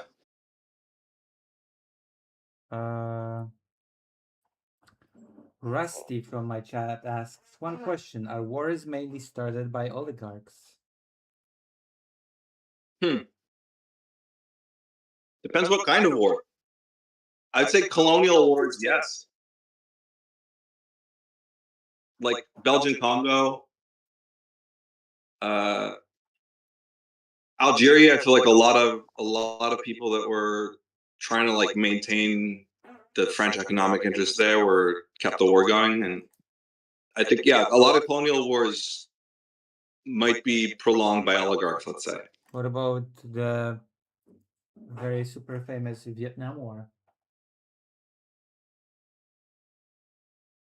I don't know. I think ideologues probably. Sorry? Ideologues probably. Because remember that was also a colonial war, as it's called, right? France wanted to regain its colony. Yeah, but I think for them, for the French probably, because for them there was like a lot of economic interest. But for America, I don't know how much economic interest there was for America. So I think it's maybe different. But I can't like pronounce a judgment on like who caused which war, you know. But it's definitely part of like the exploitation of. The viewer said that Vance will always have the couch, so he doesn't have to worry about a new family. It must be really weird because like he's a Catholic convert. He talks a big game about religion is so important to him, and the Pope has essentially said that he's going to He's a Catholic like now? that. Yeah, he's a Catholic. He released a book about becoming. I think it's called God Chose Me. God chose me, gosh. I think that's what it's called. Did he used to be a Protestant or something? I guess so. Must have been. I don't think he was a Muslim. Non-denominational Protestant. Yeah. You know what? I don't. You know what? The funny thing that happened to me lately during an interview was because I interviewed a 17-year-old that was finishing high school, right?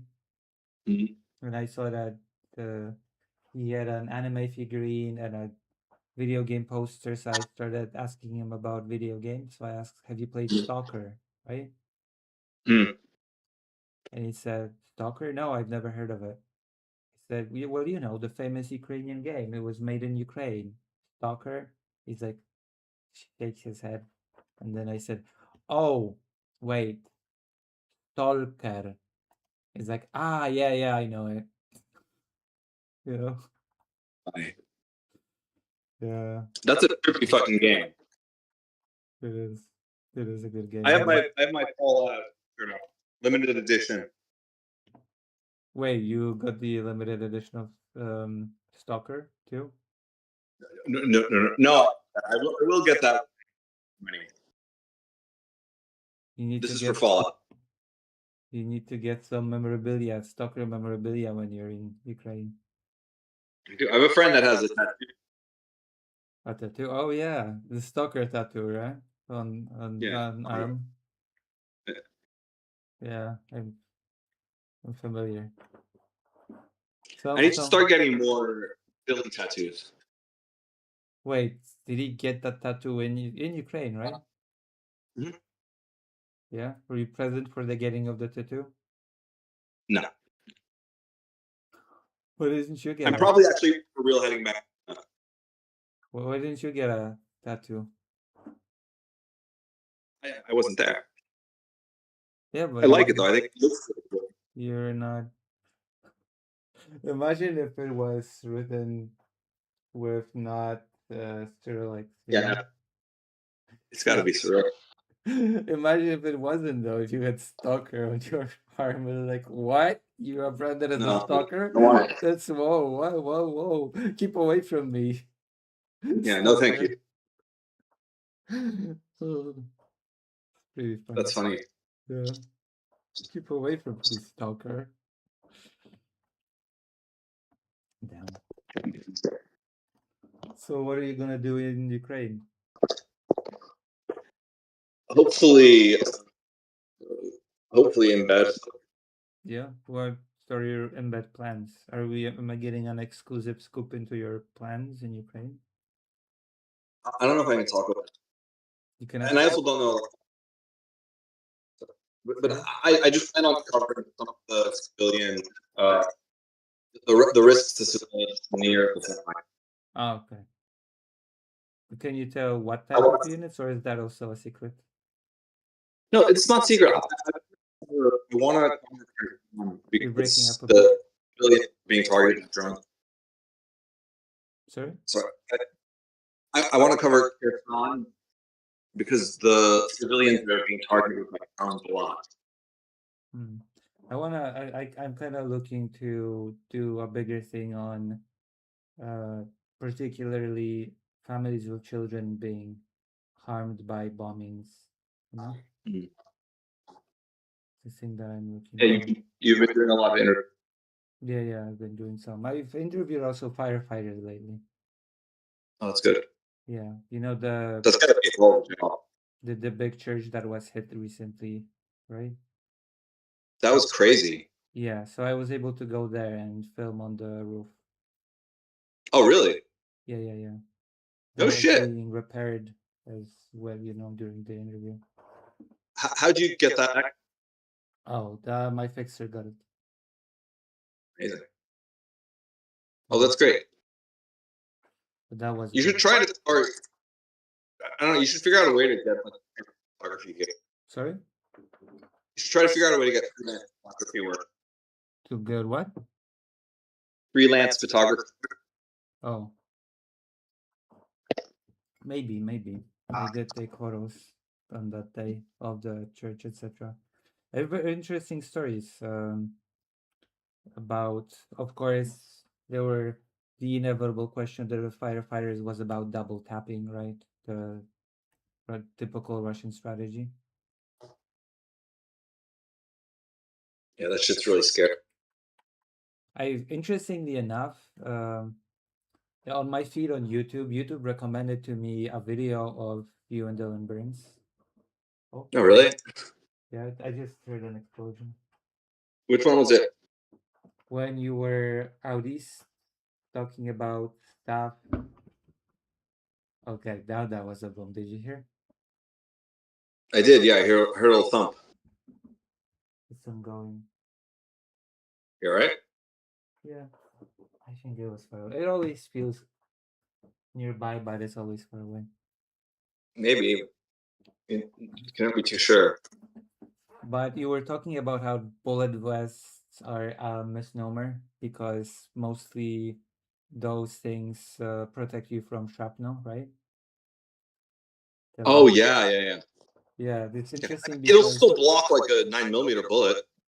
It'll, or it could in some cases, like even from like a distance, or from if for some reason the bullet has lost energy, it could theoretically stop a round from like an assault rifle. But that's not really what it's for. Like most of those things that are ballistic protection, an assault rifle will just punch right through it, I think. Right. Somebody showed a demonstration once at like a training course where they had like a car door, a rock, bricks, and like a bulletproof vest or flak jacket or whatever, and like assault rifle rounds some of them do penetrate the vest, at least in that case. But it's to block a little of shrapnel, like slicing you open. It's funny because YouTube recommended that video, and then I talked to the firefighters, and the firefighter asked about the double tap, said that, showed me a bunch of scars on his body, and said, "Oh yeah, I was saved by the vest that I was wearing. You know, it blocked the shrapnel." Yeah. So I get black vest. Said he was lucky. And you also wear one of those helmets that you were made to wear when going to the church. Me and Dylan have a very unique, gigantic Irish. Sorry? Me and Dylan have like big old Irish potato heads, so it's really hard to find like a helmet that fits. You have really big heads? Yeah, big Irish head. Damn. I got a small head. Must be because I'm small brained. No, I got a Polish head. Polish Jewish head. That's not what it is. It's just, but no, it just took forever to find it. I got delayed by like almost a week because of that.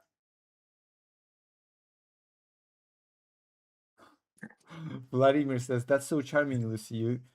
So you can team up and be targeted by drones, and while running to cover, you'll also meet Dylan."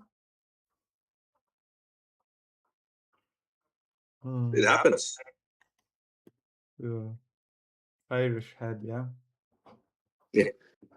But yeah, it's interesting. As um, the the firefighters have definitely confirmed that they've been double tapped before and then Sorry? suffered from it from the double tap. Wait, they were injured from a double tap? Oh yeah, yeah.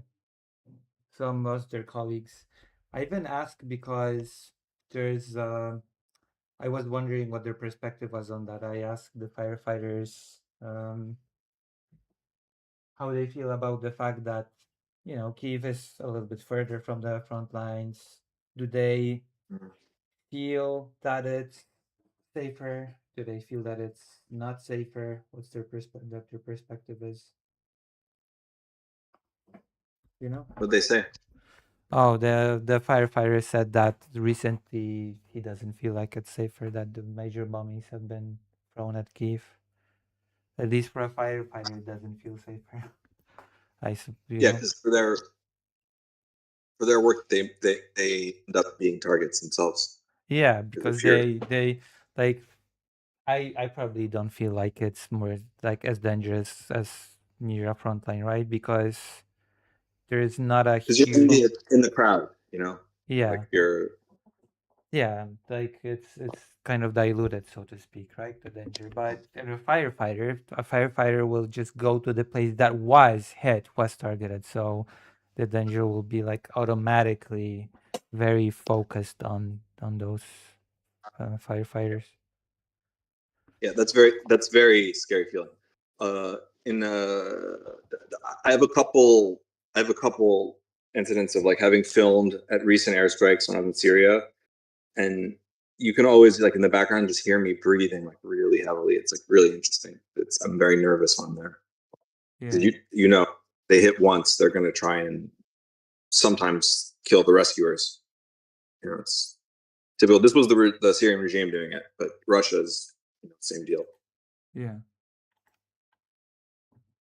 And um, some viewers are asking you if it's good to ask AI. I think, considering your experience with AI, I know your answer, but is it is AI good to ask journalists questions?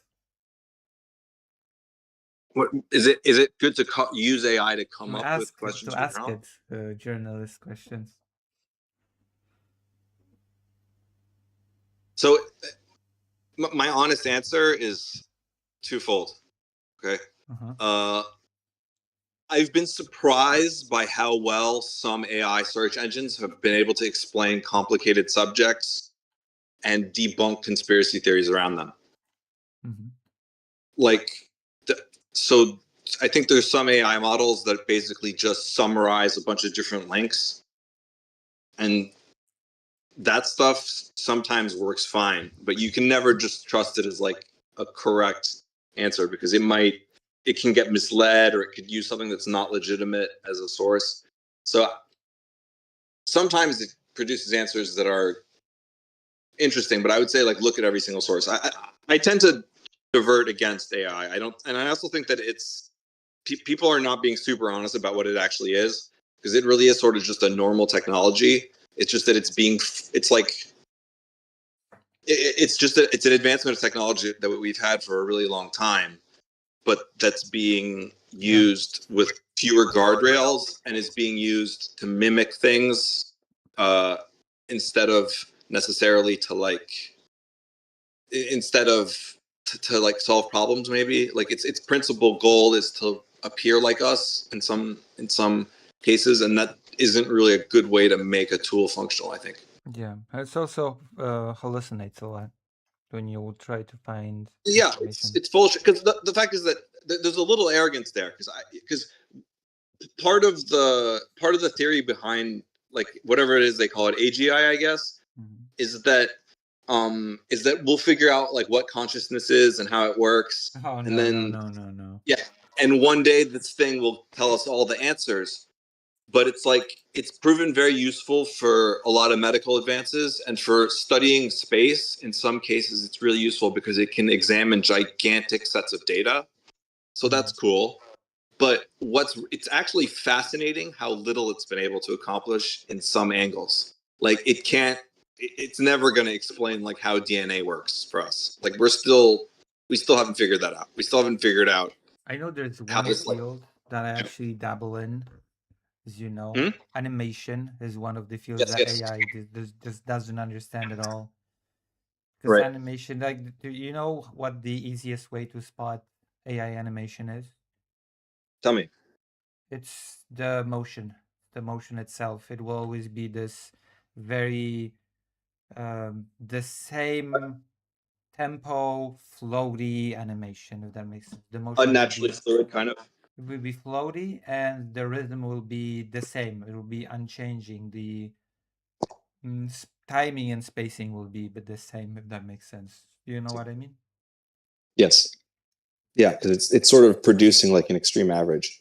Yeah, Uh, the AI does not, because AI doesn't understand anything, but AI doesn't the AI cannot produce varied speed of animation uh, because that requires intentionality, right? That requires, like, if you want a punch to be snappy, you decide kind of which frames go to which frame to speed to make a punch faster or slower. We have slow ins or ease ins and ease outs. right. Somebody showed me ease recently. Is ease an AI function? Yeah, yeah. It's an AI tool. What? Ease. Oh no, when I say ease in, it means that like it's an animation um it's an animation kind of phrase where it means that you you make the motion a bit slower, right? A little bit slower than the actual. Yep. Yeah. Than the pace of the scene, right? Kind of means, how should I put it? It means that you have very quick motion, and then it's, for example, slows at the end, right? Got it. It can create this very fluid motion, and AI cannot do that for the life of it. Interesting. It's like when you have a hand that, especially in drawn animation, you have skip from one drawing to another, there's a very big gap between the movements, which there's a sharp sudden movement. But when you also add an ease in, it creates this fluid motion that's very fast as well. Right. Does that make sense? I hope. Yeah. I think it does. Yeah. Because I was animating something the other night with a friend. I wasn't doing the animation. I was sitting with them while they did it. But they were showing me some of the tools that are in.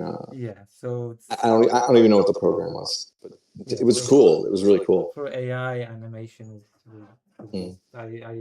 I'm not sure if AI will be able to do good animation anytime soon, because a lot of this is you decide the motions, pacing and timing. There's a lot of intentionality to these things.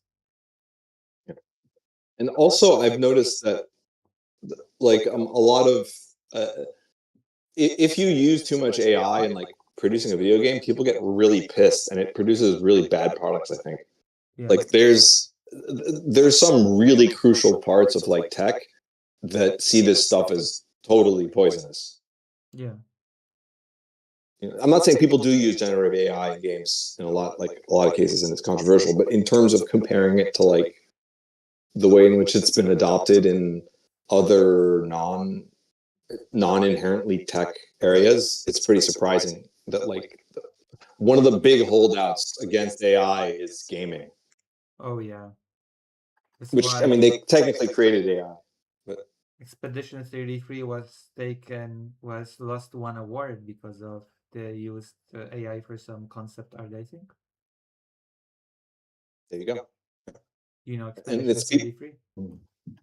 I don't know. I haven't played it. It's on Games Pass, so I should play it. But what's it about? You should play Expedition 33. It's a very good game. What's it about?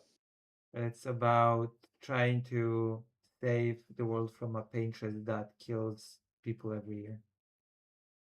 From a what? It's an RPG. Okay. What's that noise? I'm trying to. I'm waiting for Knights of the Old Republic 2 to go on sale on Switch, and I'm gonna play it. Hold on, what's that? The old one. It's the first one. Can you hear that noise? There's another strike. Can you hear that? What? Can you hear that? Probably, yeah. I think so. What is it? I don't know. What is it? I don't know. Did you hear a sound on your giant end? dryer.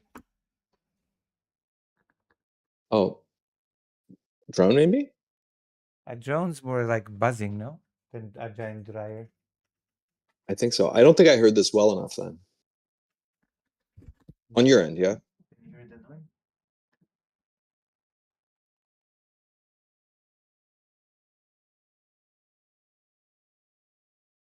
Try to kind of take the microphone closer to it, but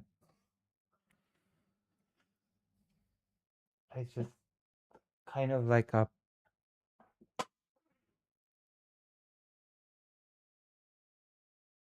I don't know, strange. Can't hear it. But dude, Does it- tonight, all things considered, is pretty quiet. During That's the good. It's been big insane lately.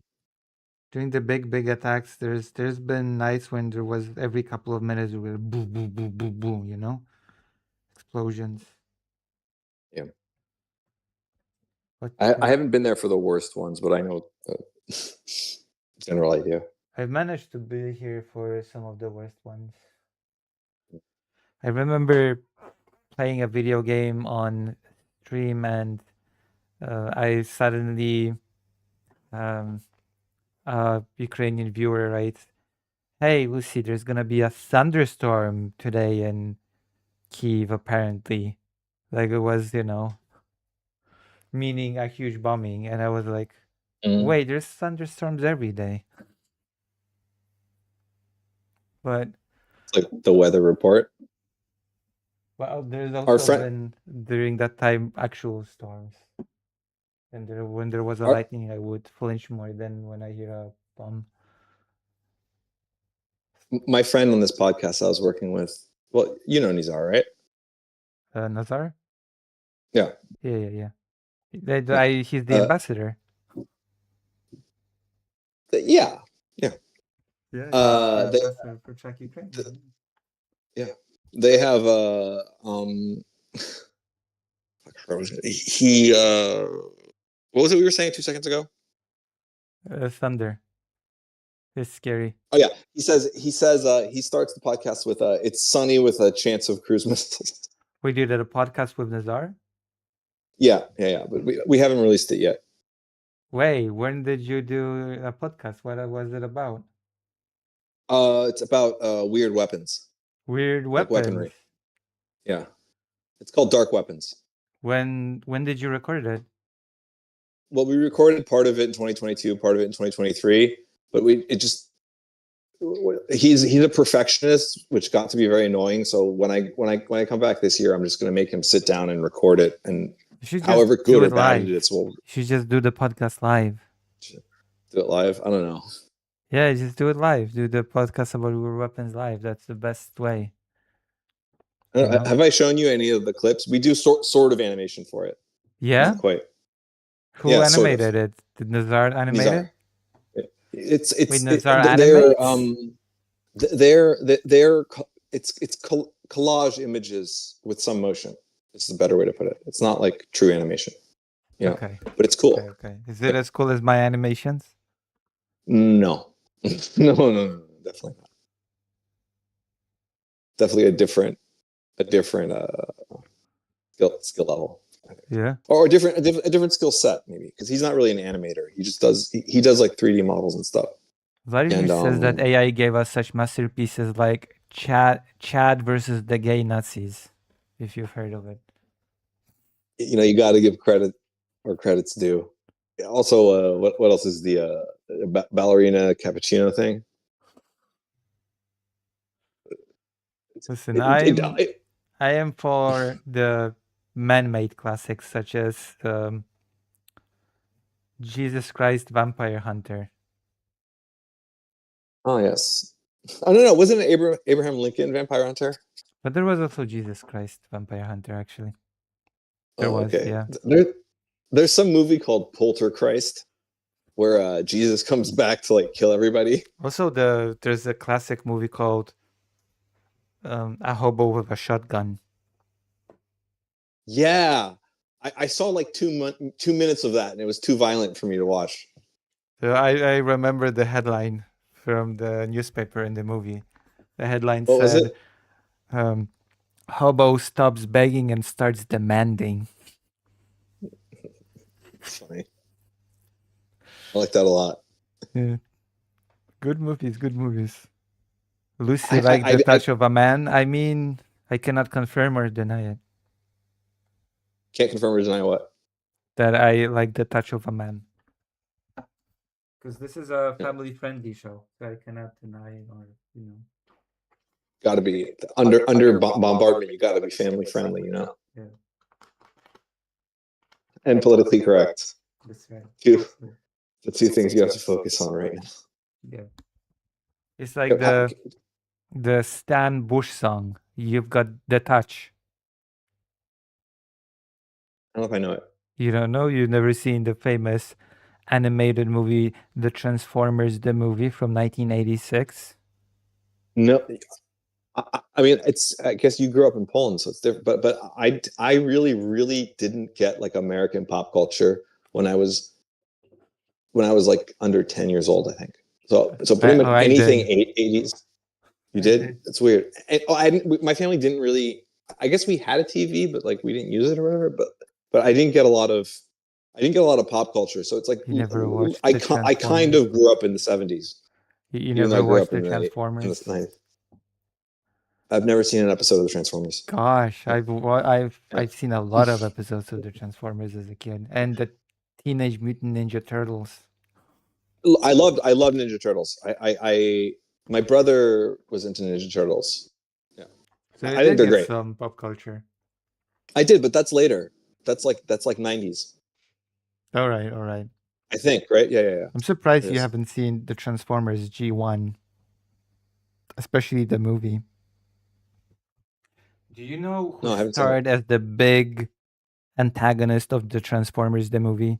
Now, that's a historical figure for you. No, tell me. Orson Welles. Oh, shit. That's interesting. Yeah, he voiced the main antagonist of the movie. The famous Citizen Kane director. What's the other? Oh, he did this weird, like, Christian apocalyptic movie, too, that he was the narrator for. It was The Late Great Planet Earth. It was sort of like the synthesis for a lot of right-wing Christian stuff. Yeah. I don't think he believed in it. He did it for a paycheck. But. Oh, the best things that he did were those outtakes from wine commercials. Oh, I love that stuff. I love it. That's great. So he was like, oh, a grand wine. He just didn't. I don't drink very much. Like I can barely handle a drink. Yeah. But I do sometimes. I admire the energy of alcoholics.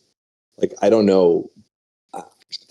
I couldn't do it. Like you could put me down. It would be like being hit by like a blow dart for me to have like too many drinks in me. Eastern Europeans are just, super drunk.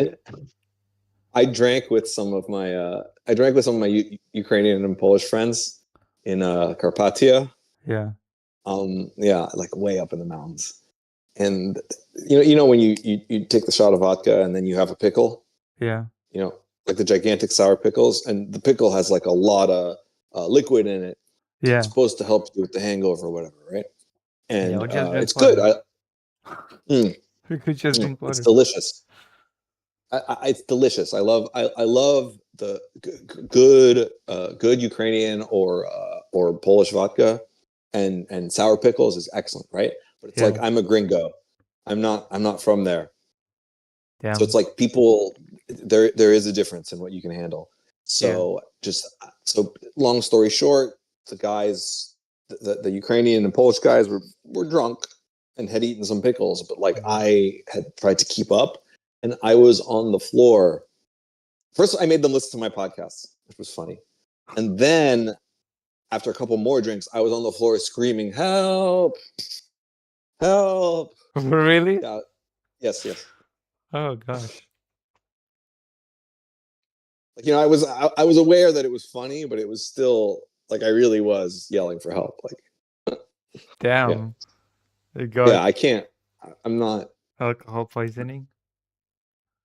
No, but just I just can't handle my drink. I'm a real lightweight as well. I'm a fake Pole. I used to joke that I get drunk at the sniff of a drink. Yeah, I will say Poland is a very fun country to have a nice beer in. Great. The food, the setting. It's a perfect place to go have a beer and get Chinese food. Chinese food. I hope you're not talking about the pseudo Vietnamese food. I did enjoy the pseudo Vietnamese food. I have to say. You enjoyed the pseudo Vietnamese food? It is what it is.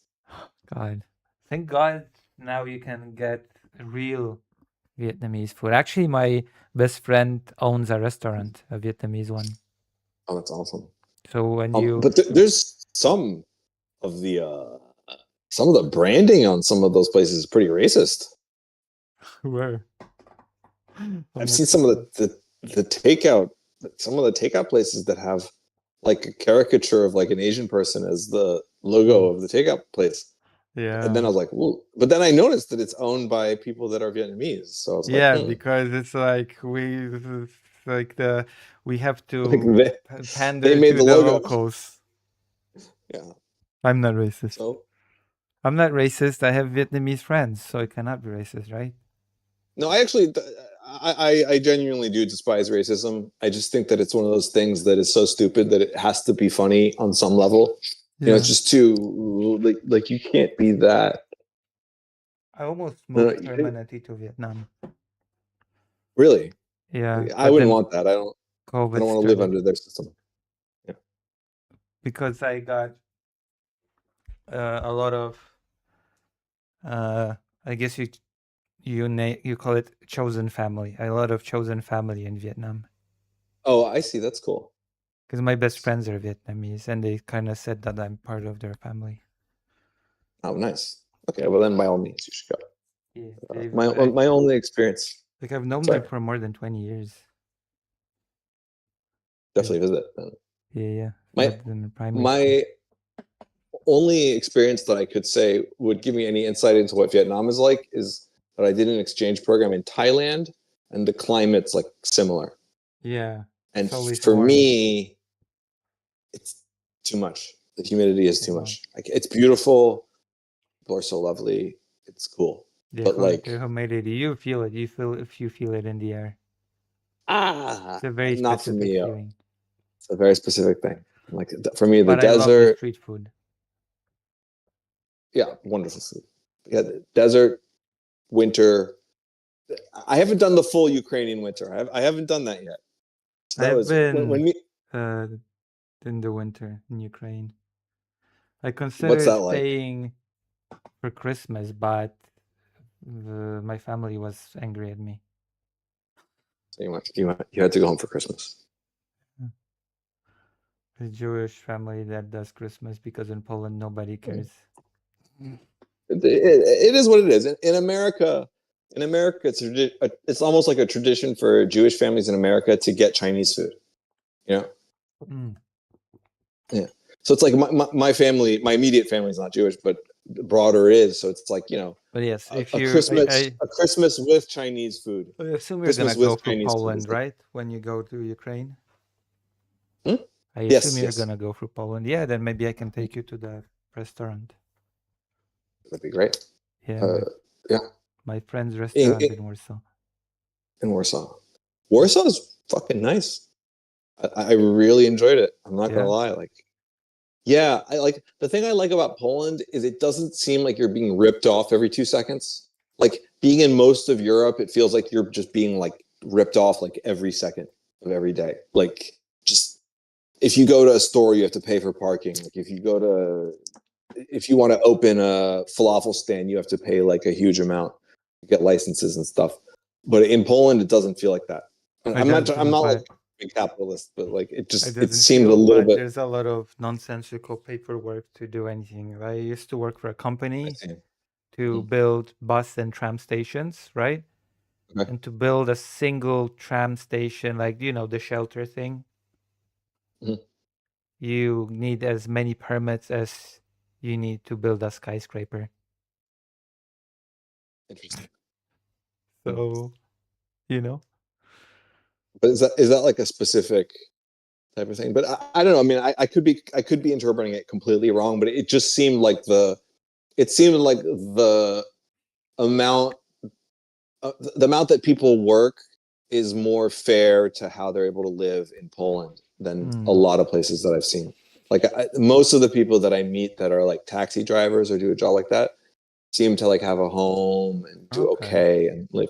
But again, I'm basing it on a really, really I usually thin use like evidence. the Ubers Yeah. where you have foreigners as the drivers. Okay, interesting. Yeah. Yeah, because here you're fucked. Like there's just like the environment for people's personal I've actually had very interesting cab expenses is drives fucked. inside Ukraine because always I end up learning the whole life story of my driver. That's good. Yeah, and it's like one of them asked, Wait, you're asking me so many questions. Are you a journalist?" The driver was a field cook for the military.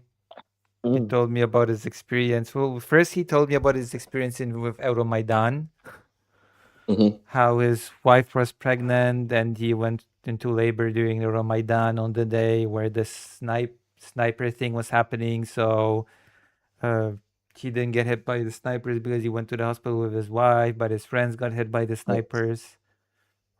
That sucks. And after that, he went to Poland and he drove his cab in Poland. And after that, he went to Ukraine and he was a line cook in Ukraine. And he told me about his experiences in the military as a line cook. Interesting. What was that? Anything stand out? Yes, that his mom had cancer and his shitty commander didn't want to let him spend a few days with his mom to take care of her during her cancer. And also the commander would steal fuel from their electricity generator and go on joyrides to nearby villages. Oh, that sucks. Yeah, and the unit had to spend their own money to buy fuel to have it for the generator. Fucked. Yeah, there still is quite a bit of corruption, isn't there? Yeah, so they hated their commander. He said that if it wasn't for how bad he was treated in his unit, he probably would have still been in the military. I see. Yeah, he left. Yeah, that sucks. Yeah. Yeah, that's the problem. It's hard with like those hierarchies there too, because it's like you have so much power if you're a military commander. Yeah. You know. But you know, those are the because when people discuss these things, especially commentaries from the West that have never been to Ukraine or talked about Ukraine, they talk about problems that are not real and overblown, but they do not talk about the actual problems that are worth discussing and do exist. Right, like the real corruption that's happening. Yeah, like the real scandals, and then also people say that nothing's being done about it, but I mean something is clearly being done about it because those things are being kind of exposed and prosecuted. And if nothing was being done about it, then Zelensky would not have tried to shut down those two, you know. So something clearly is done about it if Zelensky tried to defang the two wargs that the chief orgs anti-corruption, right? Mhm. I actually attended the protests when that happened Oh yeah, how was that? in Kiev. It was very loud. It's very interesting that would happen. Oh yeah, It's so interesting that there's like protests at wartime is like nuts. They ignored the curfew as well. So they were like, even if we get But it bombed, worked, right? It worked. Yeah, it worked. It worked. Zelensky had to walk back his whole crap. So that worked. Good. Like a lot of people chanted stuff like hańba, which is the same word in Polish. What's that mean? It means disgrace, basically.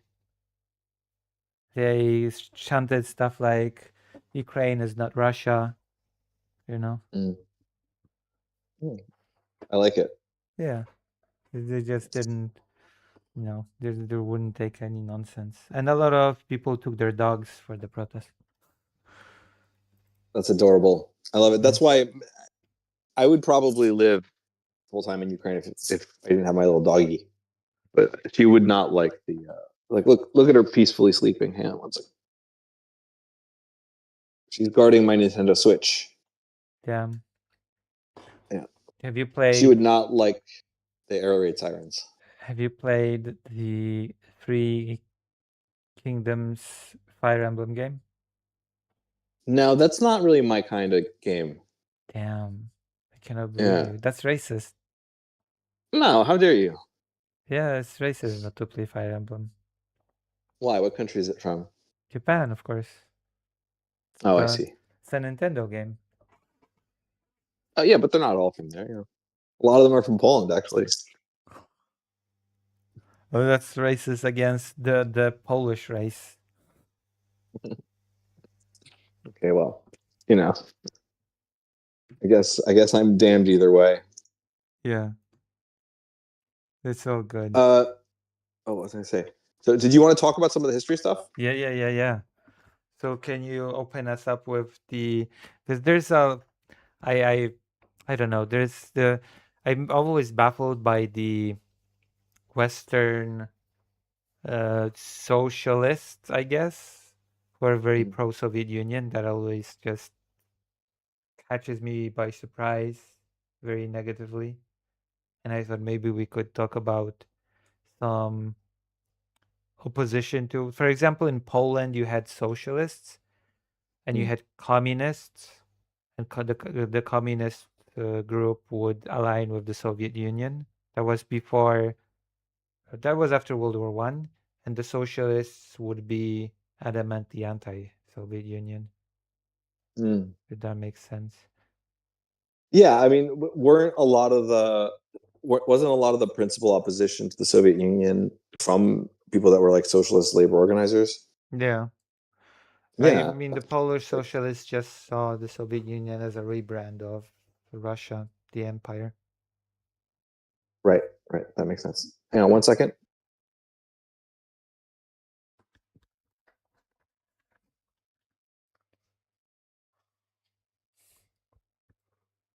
I yawned. Hey, sorry, I'm back. Welcome back. So maybe you could tell me about that topic. Right. The socialists that were anti. Yeah. Well, I mean, I'm definitely not an expert on that, but I just throughout the Cold War, it's like a lot of the governments that were actually in opposition to the Soviet Union, like had socialist leaders. Like, I'm not like a huge fan of François Mitterrand. I think he had a lot of problems. Like, there's his role during World War II during like the Vichy government is his story about being a like part of the resistance secretly is probably true. And it holds water, but it's still like sketchy that he was a member of the Vichy government. Mm-hmm. Oh. Yeah. It's his. So it's I'm not like vouching for the guy specifically, but he was like his election was a big deal for socialists in Europe, and he was like super anti-Soviet, and he was a big part of the. He was a big part of some of the major like espionage that took place against the Soviet Union, a lot of the information about Soviet military technology that came to the West came through the French intelligence services. Oh, And it was at a time when there were actually communists in the French government. right. But they weren't spies. They were just patriotic French people that were members of the government. The president was socialist, but some certain members of his cabinet were actually like card-carrying communists, and they were vehemently anti-Soviet. Right. Yeah. Can No, you tell and us? not to the point of being crazy. Not like they weren't trying to nuke anybody, but just they weren't buying the bullshit. Is the point? Right.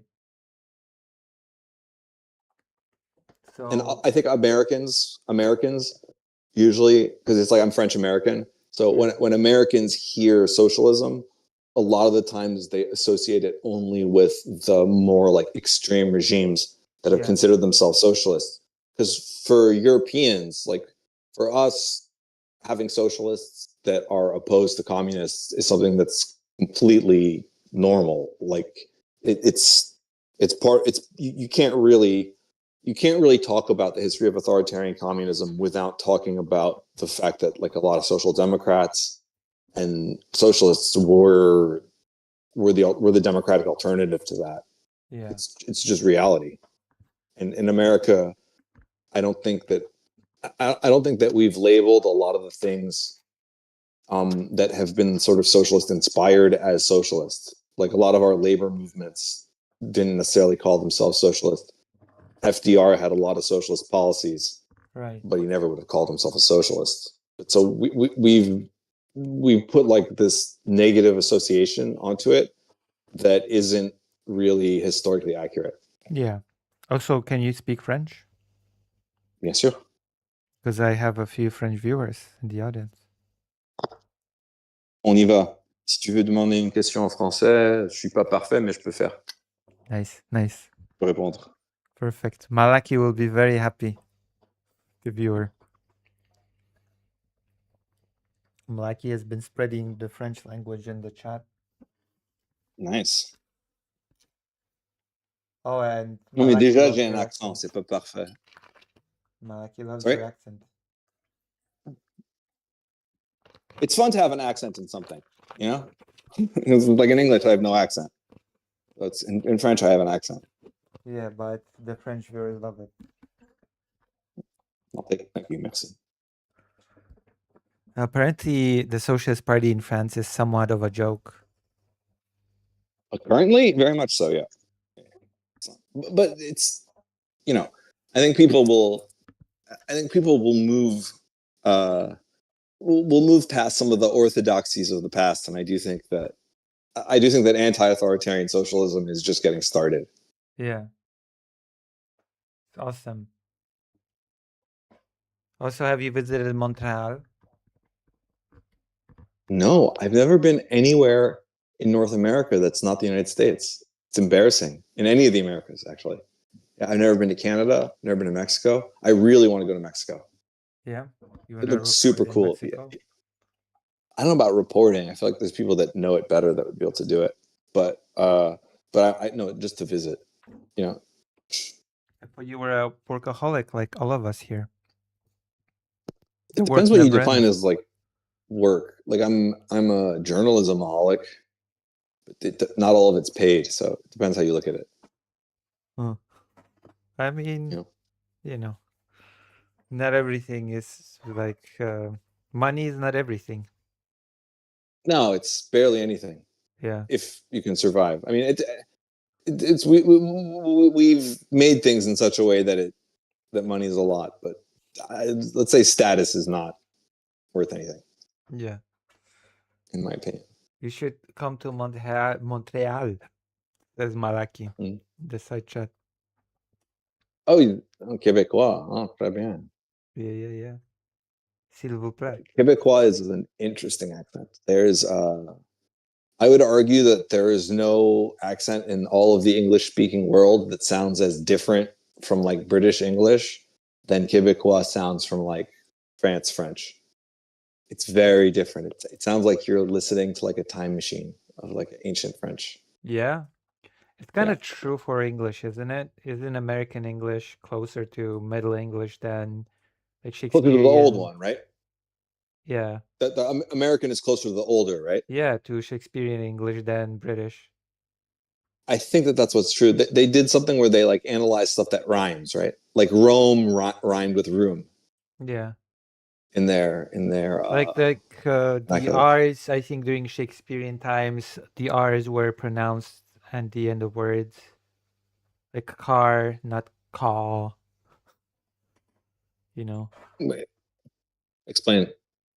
like in U.S. English, you pronounce the R's at the end of words, and in British English, you don't. Oh, let me get in the car. Yeah, there's Oh, the okay, call, yeah, yeah. the The bar. car. There's a It's K-A, bar the instead of bar. the bar. Yeah, Yeah. interesting. Yeah, that's right. Okay. More. Give me more. You know? They don't say R's. I hadn't thought of it that way, but that is true. Yeah. Huh. Yeah, that's interesting. I really like language. I think it's cool. I'm not super good at it, but I try to like amateurishly increase my number of languages. But yeah, it's very, very interesting. It's also interesting how like it's interesting how it's like all languages are pretty complex. Yeah. Like there's no such thing as like a language that's simple. You know? No. There's Yeah. no such thing. Maybe Yeah. I don't know. There are some that are kind of simpler, like Esperanto, I think. That was kind of like Yeah, but that doesn't count. That's like Yeah. a purpose built Yeah. language. You know, it's like there's a there's an. Do you know who Dan Aykroyd is? Who? Dan Aykroyd from Ghostbusters. Oh yeah. Yeah, there's a great bit he did when he was on the American skit show Saturday Night Live. Yeah. He did a bit where he had the metric alphabet. Damn. Right. The idea was to have only 10 letters, and so he just combined all the like crappy letters into one letter. So it's like X, J, Q, whatever. It's very funny. Damn. My Actually, pets are frightened. Ingrid, come here, Ingrid. My pets are like being rambunctious. Continue. Sorry. actually learned quite a few alphabets. I've Which ones learned you have? the Ukrainian one in 2 days. Mm. Can you read Ukrainian? Yeah. Yeah? I mean, I don't know what it means, but You don't speak Ukrainian? I can ask for a lot of things in Ukrainian, but I Try. can't Okay, really ask speak it. for something. What should I ask for? Try to buy a bottle of Coke from me. Я хочу куплю, or how do you say bought? Купате Coca? Coke? You want Coke? Coca-Cola, whatever, Okay. however the fuck you call it. I don't know what it is in Ukrainian, right? But я хочу купате, is that how you say I want to buy? Yes, it sounds about right. Yeah. Okay. Vladimir said there's also stuff like XQC's English. To those who don't know, he still speaks French, but with an English accent. Yeah. But yeah, I guess with Ukrainian, I get it a bit easier because of the words sound so similar. Polish. Yeah. Dobry dzień, dzień dobry, you know? Is it's almost the same. Yeah. Ukrainian. Polish is really though. But if I hear people speaking in Russian or Ukrainian, sometimes, again, I'm not claiming to speak, but sometimes I can hear like things that kind of make sense to me a little bit. Like I hear little recognitions of words that I'm learning. Yeah. But in Polish, it's like it's crazy language. Like for people that don't know Polish, I think probably one of the harder ones to I mean, it depends on the words. Some words figure are out. just identical with Ukrainian and Polish. But the spellings, man, like it's crazy for us because we have the same alphabet, but it's like it doesn't like it's like a P Z W, like it's just it's very different. It's very confusing. Tak. Yeah. But there are those like On, or it sounds like in Polish that are not in Ukrainian. Oh, that I don't know. I don't know about. Yeah. Yeah, because I don't know it. Polish is like confusing. But it's like Ukrainian "dziękuję" and Polish has "dziękuję." I love that. Yeah. Yeah, my friends, my Polish colleagues that I work with, used to joke that the Lviv dialect is just Polish. Really? Mm-hmm.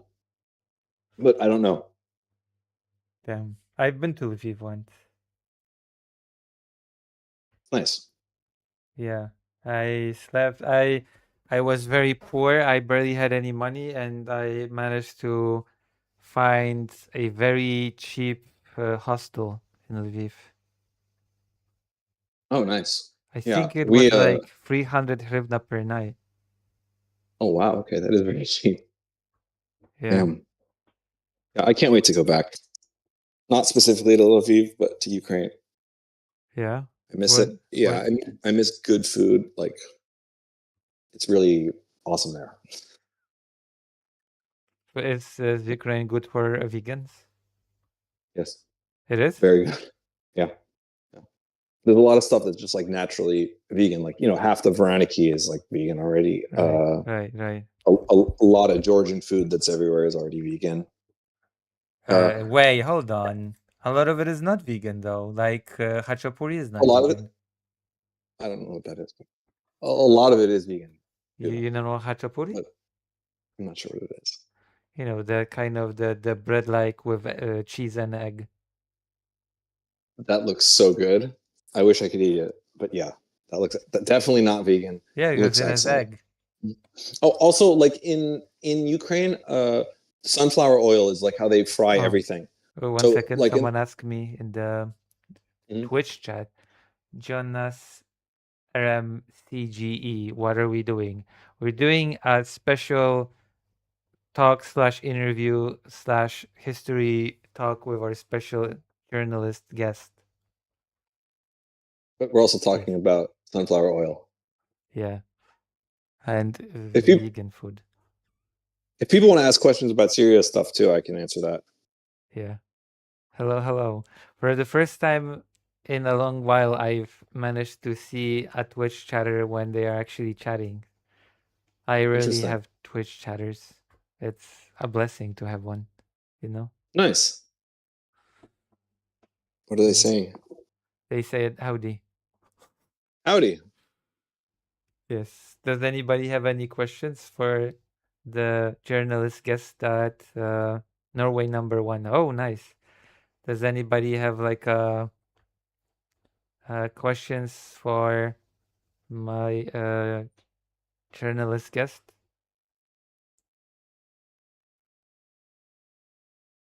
Oh, I have a question for you. Who will Go for it. defend Dylan Burns' honor? What? Yeah. What's your follow-up, Rusty Weil? Wait, what's your follow-up? Follow-up? Yeah, ask my follow-up, but I don't know what the follow-up is.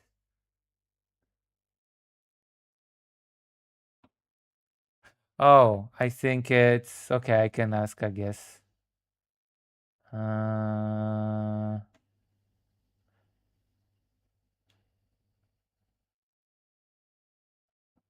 Can you give a critique for AI saying that only 1% of Ukrainians support Palestine? I mean, I don't believe that, honestly. And it depends how you ask the question. All right. I think that the stats that I've seen were somewhere in the 60s for polls. Polls? In terms of, yeah, that 67% or something, 60% of Ukrainians supported Israel. But this is like pre-war stuff. Like, I think the data is shifted around, and I also think I think that people are pretty hostile to a lot of the deals that Israel's done with Russia. Yeah. But I don't know. I can't speak. I haven't been to Ukraine in over 2 years. I hopefully will be there very soon. It's so long. Yeah, I was in Syria last year. Oh yeah. Yeah. You've but been there for historical the event. fall of Assad. Right after. I was there before though. I was there before the fall of Assad a lot, but then I came right after too. Hmm. I have some fun Okay. photos inside You some know of the word the. honor? No, what's the word? Honor. Honor is honor. Oh, okay, yeah, sure. Yes, I will ask you a question so that you can defend Dylan Brince's honor. How does that sound? Okay, sounds So, great. there's been accusations levied at him that the thing that he is doing, the Track Ukraine thing, that it tries to pressure progressive candidates and politicians out of politics to bully them under the guise of Ukraine. What is your response to that? But bully them. What do you mean? To attack them on, for example, they are pro-Palestine, but they're not adequate on Ukraine, so they're being attacked on that in order to squeeze them out. I mean, it just grades people based on how their voting record is on Ukraine. It's like those of us that volunteer with them have our own beliefs. For me, I would never vote for a candidate that was going to send money to Israel for weapons. Right. Regardless of what their position was. But I would still grade the candidate based on what their position is on Ukraine. Right. It's a guide for people that are single issue voters on Ukraine.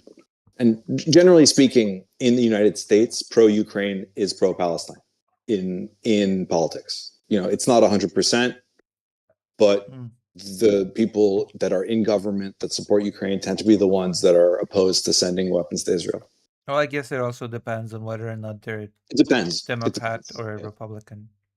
Well, actually, let me phrase it the way: the people that oppose sending weapons to Israel almost universally support Ukraine. That's the more accurate description. Because like with politicians, with Republicans, it gets a little bit more complicated.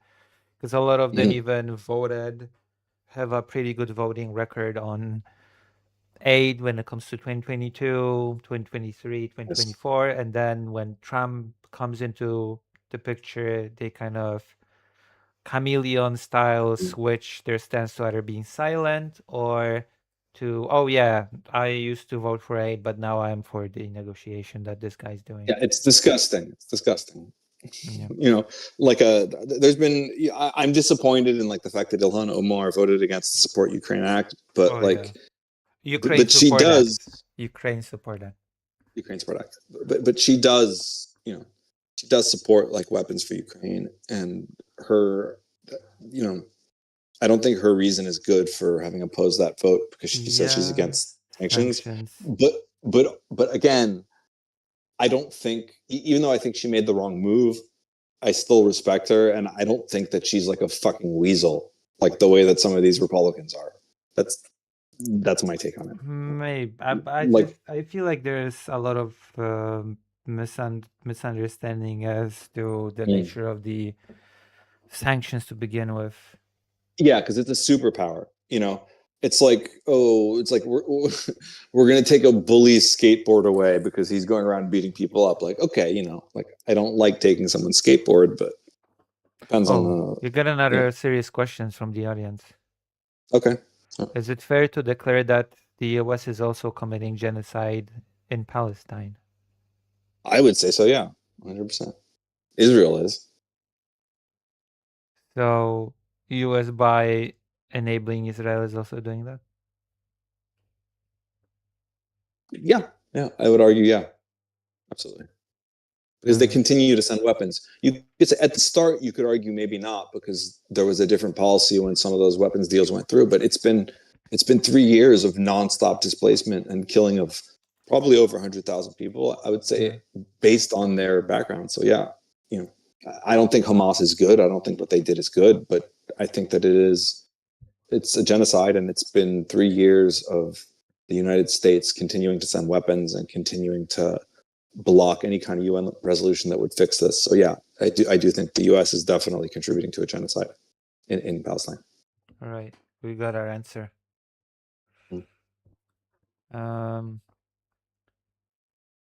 I guess Oh, what is your favorite historical period while we're talking history? Wow, that is a great question. Honestly, I'm gonna give an asshole answer, but Yeah. now, yeah, Now. because we're able to we don't have to be like cold warriors anymore. Like we're able to say this is wrong, this is wrong, this is wrong. Like we don't have to pick sides the way that we used to. Yeah. You still got to pick sides against evil. You still got to stand up for like Ukraine and shit. But like it's I don't have to join a team to do that. Like you're now in a position where we have the internet, people are in communication across the world. There's new kinds of activism and solidarity. There's new kinds of nonviolent solidarity. There's new ways to take down empires. So I think that now is the best time to be a free person that wants to fight for freedom. Interesting. There are people that still choose to join teams, and that's why they end up being like, "Oh, I'm team anti-America, and therefore I am against aiding Ukraine because Right. Russia's against America, and I'm anti-America, and America's bad, and you know." Right, and it's like that's a child's interpretation of the world. Yeah. Sorry, I keep having to move around. Yeah. I keep having to move around because my phone charges from the same port that my headphones come from. Oh. We got a lot of questions from a viewer. Is it fair to Sure. say that the US was founded on genocide? I mean, they did a genocide. Was it founded on it? I don't know. Like, there's because you could argue like the English genocide. Sorry, You're being censored by Matt Walsh. they can't hear. Now we can hear you. But you were being censored by Matt Walsh for a second there. If you know who that is. I do know who that is. Yeah, yeah. He does like stuff that's against Native Americans, right? He did a series of documentaries about real history, quote unquote. Oh gosh, I wanna do a takedown. I've been sent by our joint acquaintance a video that a takedown of Matt Walsh. I have to watch it for Native Americans. It's just silly. Like, there's these people that have this colonial mindset that they think that if they can find anything fucked up that the people that they eradicated did, that it justifies it. And But it's like the most ridiculous thing from Matt Walsh was, Rosa Parks, right? The bus thing, etc. Yeah. Yeah, so Matt Walsh was like, yeah, you're gonna learn the real history about this whole thing. It's gonna shake your beliefs. And then he proceeds to say, did you know she was actually not just spontaneously stopped on the bus, and she wasn't just spontaneously told to leave the seat. She was an activist beforehand, and she orchestrated the whole thing, and she had a post photo, and it was just a whole ploy to get this whole thing going. I'm like, hold on. But that just makes her sound more badass. Yeah, so someone's got to just do makes it. her sound so much better that she didn't just randomly stumble upon it and was like, oh, I'm hurting from this thing. I have to do something about it now, rather than that she was interested in doing something about it before, You have to fuck. I don't buy the you have to make an omelet, you have to break eggs thing. Like, you don't have to do violence to cause change, but you do have to cause problems to do change. Like, you can't just stumble into it. It's an interesting gotcha that some of these people will just step in and say, oh, did you know that Martin Luther King had an agenda? Like, okay, like, what the fuck are we even talking about? Yeah. Yeah, it's weird. It's really strange. Like, and I think these people, especially with like the Confederate shit, like on my American side, a lot of my ancestors are from the South. They fought for the Confederacy. Oh, damn. Yeah, but it's like I don't think their graves should be bulldozed. Like, leave the graves alone. But it's like don't build a fucking monument to the Confederacy, you idiots. Like, they lost. They were wrong. Get over it. Like, get over it. You were wrong, and you lost. Like, and I'm saying that as somebody whose American heritage is completely 100% from the South. Like, it's just Yeah. It's stupid. It's beneath people to fixate on that kind of thing and like call it heritage. Just leave the graves of the dead Confederate soldiers alone and get rid of the fucking monuments. That's my view. Yeah, yeah. Yeah. It's crazy, the Matt Walsh documentaries. It's something to. So is he gay? Is Matt Walsh gay? Matt Walsh? Yeah. Not that I know of. Who's the one that's gay that like just like promotes people that are completely homophobic? Gosh. I. Benny Johnson? Is Benny Johnson gay? The only famous gay conservatives is Milo Yiannopoulos that I know. I don't even think he's really. I think he's just a walking personality disorder. I don't even think he's really a conservative. Yeah. But like David Rubin. David Rubin. There you go. Yeah. There's that's a gay lord. It's like what are you? And then there's the trans woman that's a transphobe. Blair White. Blair White. Is that it? Blair White. Yeah, I've covered her. Blair White. Entertaining. Fuck. Very entertaining, I will say. But very stupid. I don't mean to be mean, but she's also very stupid. Well, yeah, but she's like a living comedy sketch, you know. Because she's like I cannot. Usually when I react to Blair White, there's a lot of comments of people being like, "You're wrong, you're stupid, and you're ugly." And then I did a little cold intro of her saying something so stupid. Usually people just watch the very beginning of my react. And she said something so stupid that nobody jumped to her defense when she said, "Yeah, did you notice how all these people attack Jesus, but they will not attack Buddha or Muhammad or whatever the Jewish God is?" Yeah, I love that one. Yeah. It's a funny one.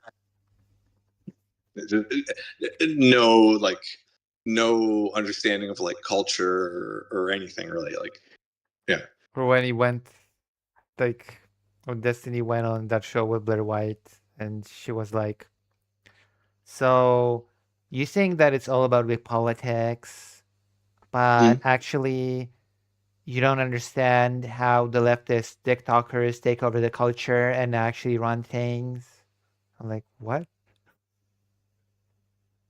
Like, I mean, there is like a. I think people do have like a follow the leader mentality when it comes to everything, you know, like left or right. So anybody can look at like the ideology that they don't like and say that it's just because people are trying to be trendy, because it's what it is. It's people follow internet trends now a lot. But it's like, I think that trick, I think a lot of conservatives have this like trick that they want to prove that if there's anything that's like imperfect with your side, that you're like wrong about everything, you know? Yeah. And I think after like Trump being reelected, people are kind of like, yeah, you know, maybe we're not so fucking bad. Like maybe the people that are against them aren't so fucking bad. Like there's a little bit. Oh, speaking of which, there was a little bit of analyzing their criticisms of us, which I thought was kind of pathetic. And people are doing that left. I'm happy. I need to send you a thing. Hmm? I just remembered that I have to send you a thing. What thing? It's an article. Oh, cool. Because I finished, you know, I finally. Oh, finished. It's something for me to edit. Yeah. Cool. Send it. Well, I think you already have the link, but I'll resend the link. Please. Because I've added the thing from Boy. Boom.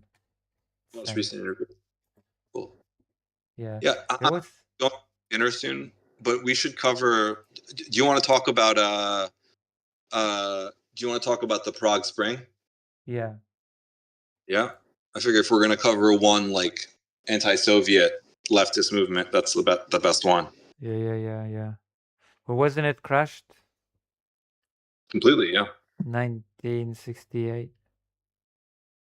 But that really, and then there was also Hungary in 1956 too. Was the other one? Yeah, but Poland had a thing that happened in the same year.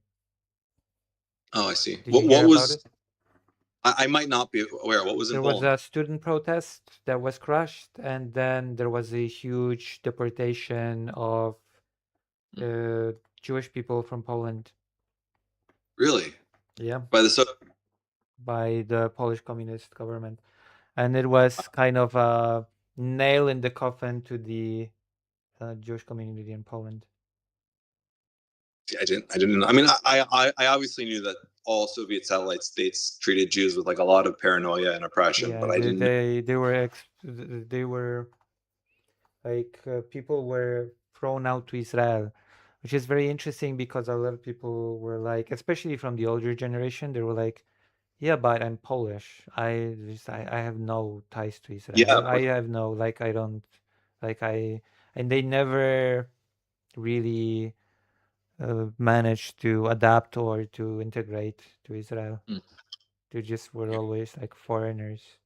They didn't when I feel. when I come to Ukraine, I'll bring a copy of that book that my friend wrote about the labor bund.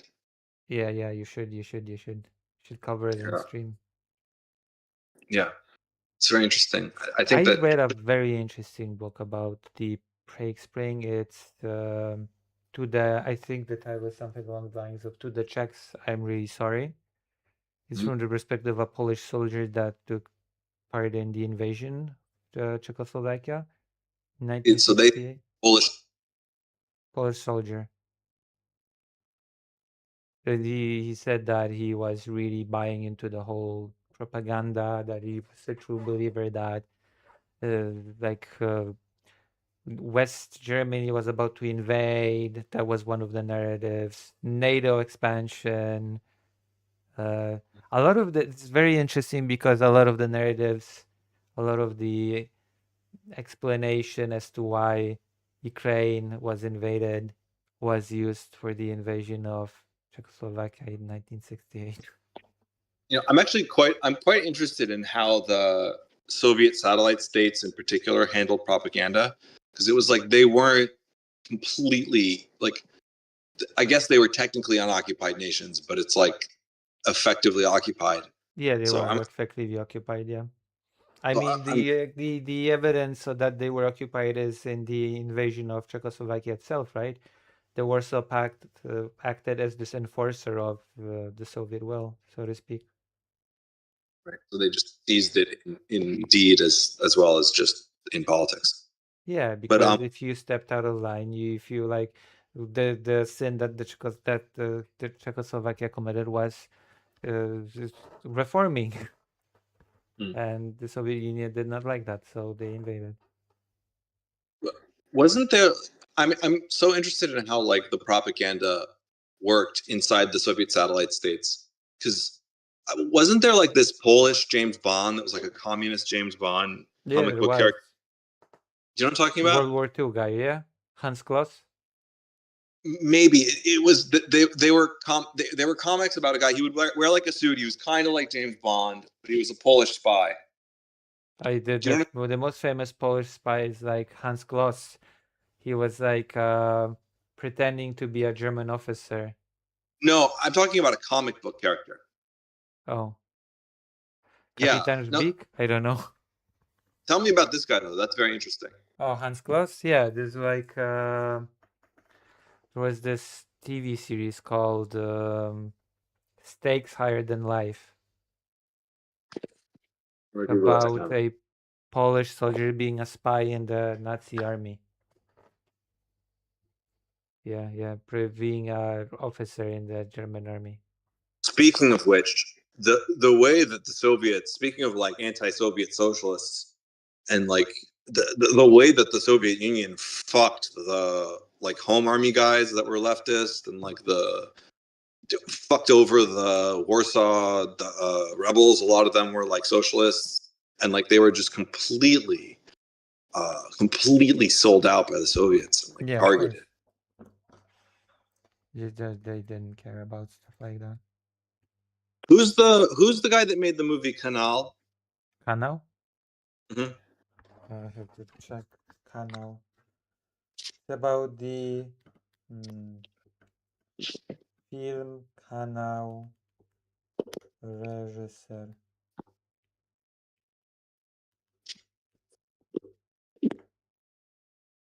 Andrzej Wajda. Yeah, Andrzej Wajda. Oh, so this is an old show. Stakes Higher Than Life. Oh. Oh, the stakes higher. Oh, because I thought you asked about the movie Kanał. Kanał 2. I was also asking about that. Sorry, I was Oh. having two. Kiedy stawka większa niż życie była nagrana? What's during communist times? So the stakes higher than life is 1967, 1968. That's so interesting. Yeah, there was also a second famous, Nazar knows the other famous Polish TV series. It's called The Four Tankmen and a Dog. The what? The Four Tankmen and a Dog. It's about a tank crew that also had a German Shepherd. Oh, wow. Polish? Yeah. Formed by the Soviets, the Polish unit. To That's fight so against the Nazis. Yeah. Yeah, had a Oh, German that's- Shepherd. I've always thought that like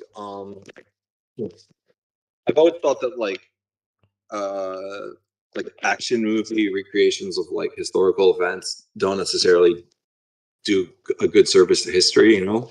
Mm-hmm. Like after like the Assad regime fell, I went back and like played some of the video games that were like Call of Duty 2019 and like Sniper Ghost Warrior Contracts 2 that were like sort of like based on it. And it's interesting how it's interesting how American media lens has like translated recent history. I mean, I don't think you should ever go to Call of Duty for historical accuracy. No, that's not. I'm not going. I mean, I'm in there for historical accuracy. It's interesting to see how the American video game like interpreted current events. That is interesting. Someone asked, what should be done if the GOP rigs the 2026 election? There is a legal rig now, but also illegal rig in the works. That's a good question. I mean, I don't really know. I just think that I think it's so obvious which way the tide is turning that I think that anybody that did that would be exposed. Like, I think it's actually harder to do than people are claiming. I don't think they'd get away with it. Let me put it that way. Interesting. And they're crazy and stupid, the Trump people right now. He had some of them that were less crazy back in the day, but now, nah, they're nuts. That's true. Apparently, I mean, the first Call of Duty games were not that bad, though. No, it's just The historical World stuff. War II one. But it's become very much like a propaganda. Like it's become like a really shameless propaganda tool, and it's very interesting to see like how it's developed from this sort of like historical accuracy model to like this really weird like holistic American like pro-America product. Very strange. Apparently, there was actually used as material in the enlistment. Yeah. Mm-hmm. Definitely. I wonder what the version of that is. I think it'd be probably a pretty hard sell. Yeah. What was I going to say? Lucy, I'm probably going to have to get going pretty soon. All right. Because of the story. It's been amazing. Yeah, no, but let's talk about one more thing before I go. Yeah, okay. Yeah, what's another good example that you wanted to mention? A good example I have of interesting twist on communist history. Yeah. Has anybody ever heard of the what side was China on during the Afghanistan war in the 1980s? It was on the side of the Soviet Union. No. Wait, hold on, because they hated each other. Yeah. So there's this interesting phenomenon that happened that during the Soviet occupation of Afghanistan, there was a Maoist insurgent group that was allied with the Mujahideen. Did the Polish ministers now go fight with the Mujahideen in the 80s? I think so. I think there is one that did. Yeah. So it was a lot of different people were fighting against the Soviet Union there. But one of them was this Afghan Maoist group that was financed by the People's Republic of China. And Chinese agents were training Mujahideen. There were training camps that actually trained some of the Afghan Mujahideen.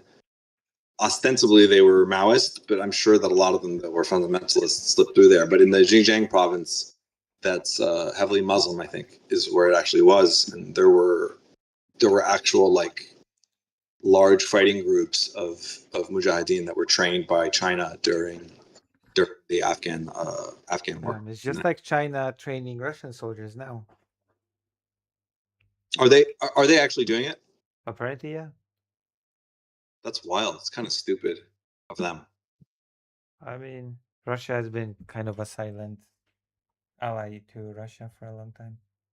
China, yeah, it's true. Well, hopefully that will be taken care of on the political landscape. We'll see. We'll see. I think I actually think that Trump has emboldened a lot of countries to treat him like a joke with how he handled Iran. Iran things. How he handled the Iran war. Yeah, the peace that he has achieved. I think it's just I believe that it will definitely embolden Russia to be more assertive in its demands. Maybe, but I think that the core of this, what makes this an interesting war, different from others, is just how stupid it is. Like, yeah, but he said, let's invade Iran. He probably said, let's overthrow Iran. The military probably told him it won't work because it's a decentralized kind of system. And he probably said, fuck it, let's do it anyways. And it gave him a global economic crisis. So I think that... then he just folded and gave Iran a lot of... Iran is now in a better position than it was before the war, so... Definitely, yeah. Yeah. So but I still... I they should think take that any it'll peace deal that works. You know, I do feel like it'll embolden countries like Russia to be like, oh, okay, Trump just folded on everything with Iran. Why wouldn't he fold on everything with this? Because he's already folded on those things, and the rest of the world has said no. I mean, that's really the answer. Is that, like, you know, he folded on Iran, but nobody else wants him to bomb them. So it's just he folded on something that's for himself. But like he can't really fold to Russia truly, because the people that are fighting against Russia is, you know, it's the union of different European states. China, sort of. Europe has been sidelined as long as the United States have been taking part in negotiations. Europe has been sidelined from those negotiations. Like that's why when Trump was involved in Iran, everybody was saying, "Oh, now is the time for Europe to actually step in to the negotiations," right? Because they were sidelined for the longest time. Yeah. So but the U.S. Russian negotiations is meaningless right now. It doesn't have any. Yeah, it's dead in the water. Yeah, it's a joke. I mean, it's cosplay. You know, they're going there to think that they're negotiating, but it's like nothing is being conceded or traded or really discussed. I think you got 2 rapid fire questions. Okay, sure, go for it. Has U.S. journalists covered the Epstein? And I'm pronouncing it Epstein, okay? Okay, all right. Epstein class sufficiently critically?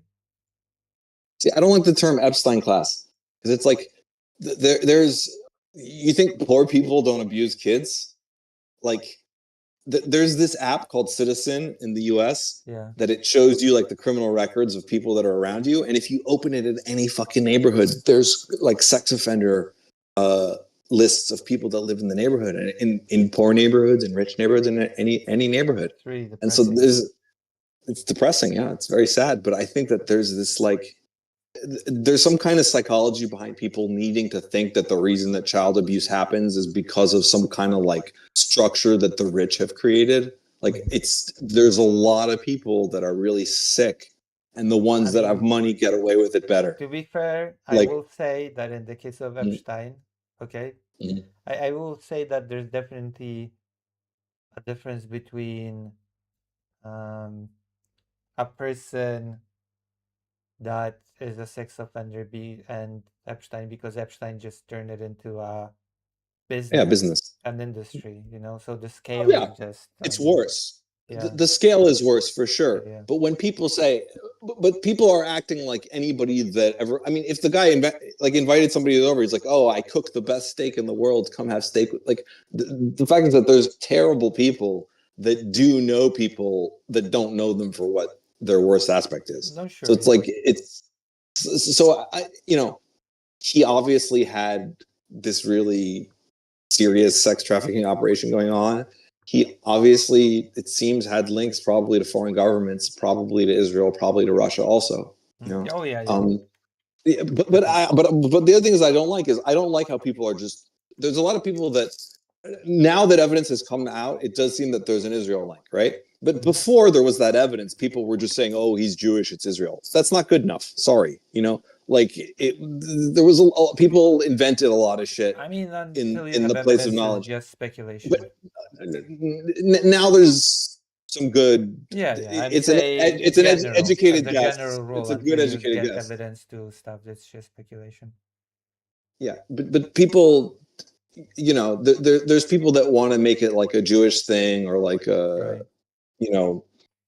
and I think that this was a guy that had a lot of money and was a pervert and tried to leverage power a lot, and that's a real thing. So I think what's revealing about it is that people are starting to realize that if you have enough money, you can buy your way out of a lot. Like people always knew you could buy your way out of a ton, but buying your way out of like mass rape or like mass possibly murder and stuff, and keep in mind, possibly espionage, I think people are a little shocked by how easily people with a ton of money could buy their way out of stuff that's like literally unthinkable. There's like multi-billionaire, like when Epstein was convicted on the whole soliciting a minor to prostitution, right?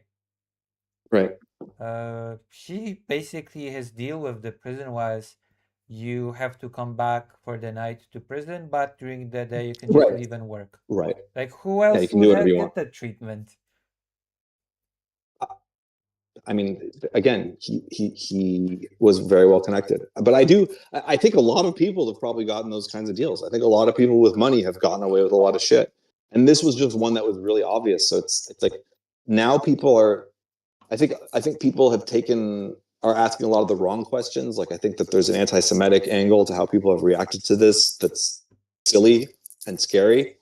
But also, I mean, but the right question to ask is, this person seemed to sometimes act on behalf of a foreign power, seemed to be doing a ton of sex trafficking, and he was able to fucking buy his way out of it. Yeah. And Trump is buying his way out of a ton of shit too. And so I think that what the real lesson from the Epstein files to me is, or the Epstein story, is that a guy with a lot of money can actually, you can really basically buy your way out of murder in this country. And I didn't, before this year, I didn't think you could really, I thought you could buy your way out of murder in like a obtuse way, or if you got lucky. But this is kind of revealed that you kind of can cut a check to the right point where you can get away with murder. Yeah. I mean, Trump set up right that he could, so. Yeah. And he's doing it. And the people that want to take it to like an anti-Semitic place should take a look at the kind of crime that's going on in other places. Like, it's pretty clear that Trump has some kind of history of sexual abuse that is completely even unrelated to Epstein also. Yeah. And so people are just, it doesn't have to be through the lens of Epstein that we discover that this guy is like a pervert and a bastard. Like, it is what it is. And so when the whole Epstein class thing, what bothers me about using that term is that that's pretending that like the asshole that lives down the street from you in a poor neighborhood isn't also very likely a pedophile. Like, there's a lot of that. It's everywhere. And so it doesn't, that disease isn't born out of like some power structure that you can destroy and then all the kids will be free and there'll never be any abuse. No, if you get rid of the power structure tomorrow, it's still a hard, painful, excruciating process to try and like account for justice and deal with children that are trafficked and shut down networks that abuse children and kidnap them. And it goes deep, but it doesn't go away with like a power structure changing. Like this is a societal problem. Yeah, I agree. Yeah. But still, Epstein was sketchy and probably snitching for the Mossad and Putin. Yeah, definitely. Yeah. I think it's reflected in the files as well, with Putin at least. But I will say this though, I don't think that he was an agent of anybody. I think he was just his own guy. He's like, hey, I can fucking snitch to whoever I want. That's giving me so much leverage. This rules. Like, I just think I think those connections are there. But I don't think he was somebody that I don't think some spy master in Israel was like, ooh, I'm going to place this guy here to do that. No, I don't think that's what it is. Wasn't I think there that a whole thing around Epstein where he wanted to, he saw himself as the Ubermensch and wanted to spread his genes to... Yeah, he was like Charles Lindbergh, he's a crazy guy with a lot of money, and evil governments see a guy like that as someone that they'll work with. No problem. Yeah. Okay, we got a question. Does Iran really care about Palestine? Seems Iran is rather hands-off. But I can't speak for all of them, but the things that they ask for are never on behalf of Palestine at the end of the day. Like, they could say, let's make an argument, right?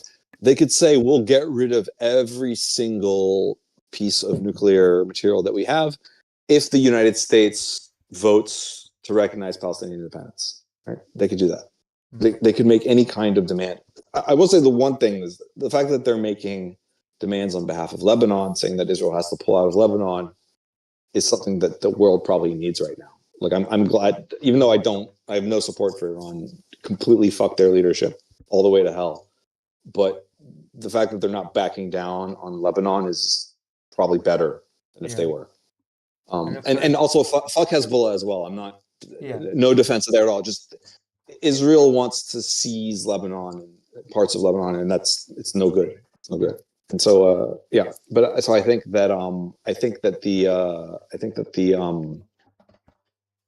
the leadership probably doesn't care that much about the actual Palestinians. And also, they've participated in killing a lot of Palestinians. Like, some of the human rights investigations that I've done have been into these ultimately Iranian-trained proxy militias that kidnap Palestinians, kill them. There's a famous case in Syria of people that were rounded up from the Palestinian community in, I think they were Yarmouk, in the same area, and they were just executed in reprisals by the Assad regime because the Assad regime knew that the Palestinian community there was hostile to it. So in retaliation, they just killed dozens of Palestinians in a single incident. So, Iran knew that this is the behavior of their proxies. A lot of Iranian-backed groups in Lebanon have waged war against Palestinian factions and against Palestinian population centers. During the 1980s, there's what's called the War of the Camps, when the different militant groups inside Lebanon started going to war inside camps that were hosting different displaced communities. And in those cases, some of the Iranian-backed militias actually carried out massacres inside the Palestinian camps. So this sort of animosity, this isn't something that's just been newly discovered. They're not Iran is not and has never been able to claim to just be the people that speak for Palestine. It hasn't been. It hasn't been there. If they were really fighting for Palestine, they would have fought a direct war against Israel. And what they've done is sort of this brinksmanship and these demands on behalf of their own proxies and political interests. Perfect. All right. Do we have anything Cool, else cool. to discuss for today? I'd love to rejoin you sometime soon. Very nice. So for another stream, so Very yeah. nice. I apologize. I'd stick around for like another hour or something, but the stores close here in about 20 minutes, and I'm not going to get to eat dinner otherwise. So, yeah. All right. Thank you very But yeah, much. it's a pleasure talking with you, Lucy, and I'll message you about some of the other stuff that we're working on. Yeah. A little later this year. All right. Let me know about the article. Absolutely. Bye-bye. Right. Godspeed. Bye. How did you enjoy the thing? Did you enjoy our special mega cool guest, who is like a super cool journalist? I told you we'd have a famous journalist. You did not believe me. You were like, I don't believe you, Lucy. You're a liar. You're a liar, Lucy. How did you enjoy the conversation? We're gonna turn it into a segment.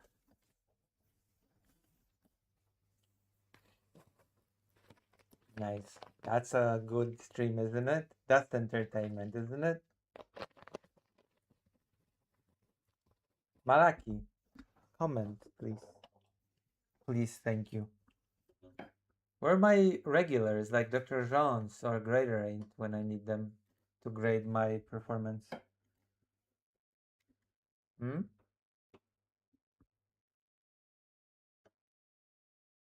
So I will go to the toilet and I will be right back, okay?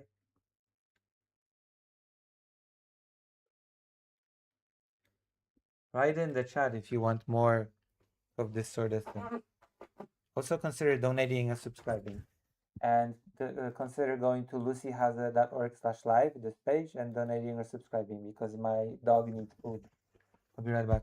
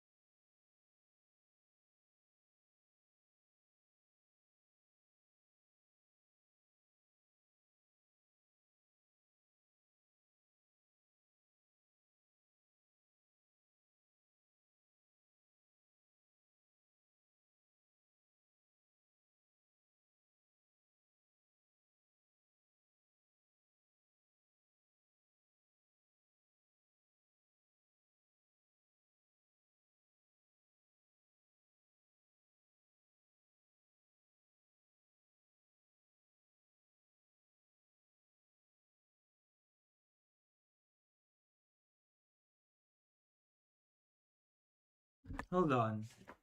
Nobody's commenting on my talk. Red Rose, wait, Malaki is white? Hold on, wait, Malaki, are you white? Malaki, come on. Oh no, you're not white.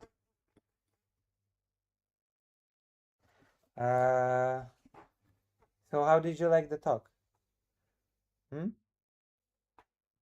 on. come on, tell me, please. Tell me why, tell me why. Tell me why, what you want. Too late, it's too late.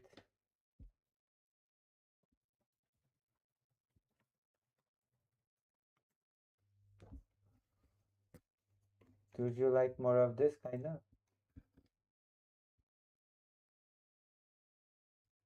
Oh.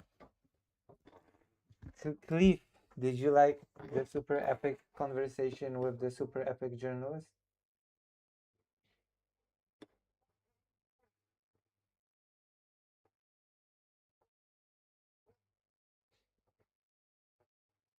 Hello, Jazz Dog. Jazz Dog, hello. How are you?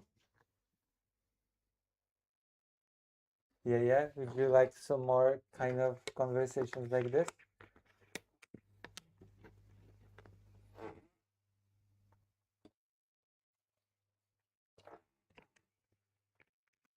Patrick Helsman has done some work with Dylan Burns. Did you know this? I can show you a video.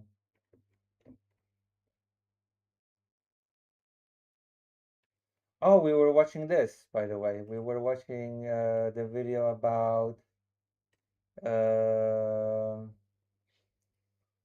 God, I feel so bad for crapping on this artist now after his story. Really. I'm recovering from a surgery, so I'm in lots of pain, but otherwise I'm doing good. Wait, Jazz Dog. It must have been a while since you've been here, right? Right? It's been a while since you've been here, right? When have you watched the stream last? When was you here last, Jazz Dog? Tell me, please. Thank you very much. You know?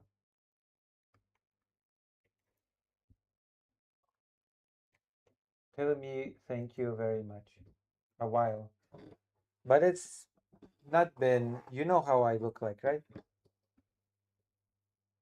Oh, okay. Nice. Please, I know that it's very bad, but please consider donating or subscribing.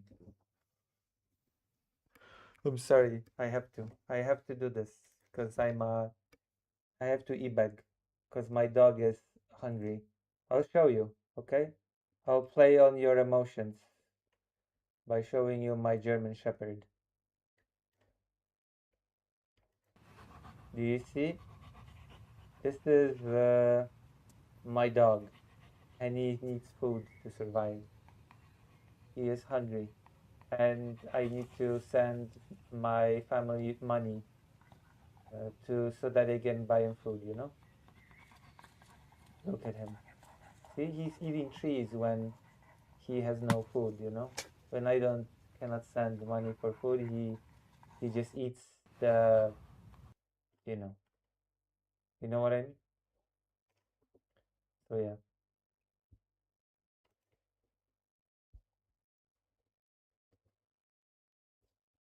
Yeah. His name is Fido. The most stereotypical American dog name.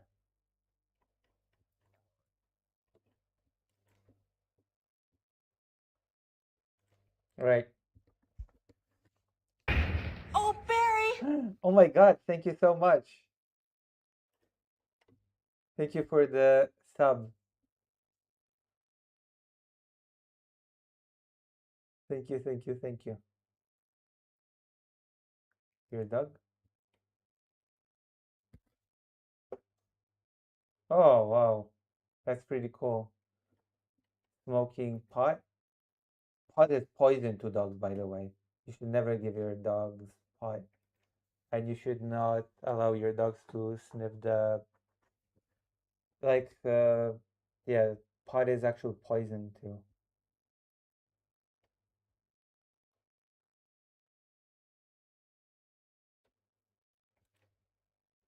But okay, let's continue. Even crazier. he quits Marvel Comics. He and McFarlane, along with a few other top Marvel artists, had been plotting their escape from Marvel, so they walk out and start Image Comics. Now, I'm leaving so much out of the Image story, so much about Jim Lee, Will Portasio, Mark Silvestri, Eric... Jim Lee is a great artist. So much out of the Image story, so much about Jim Lee. Jim Lee is a great artist, you know? Jim Lee is a great artist, actually.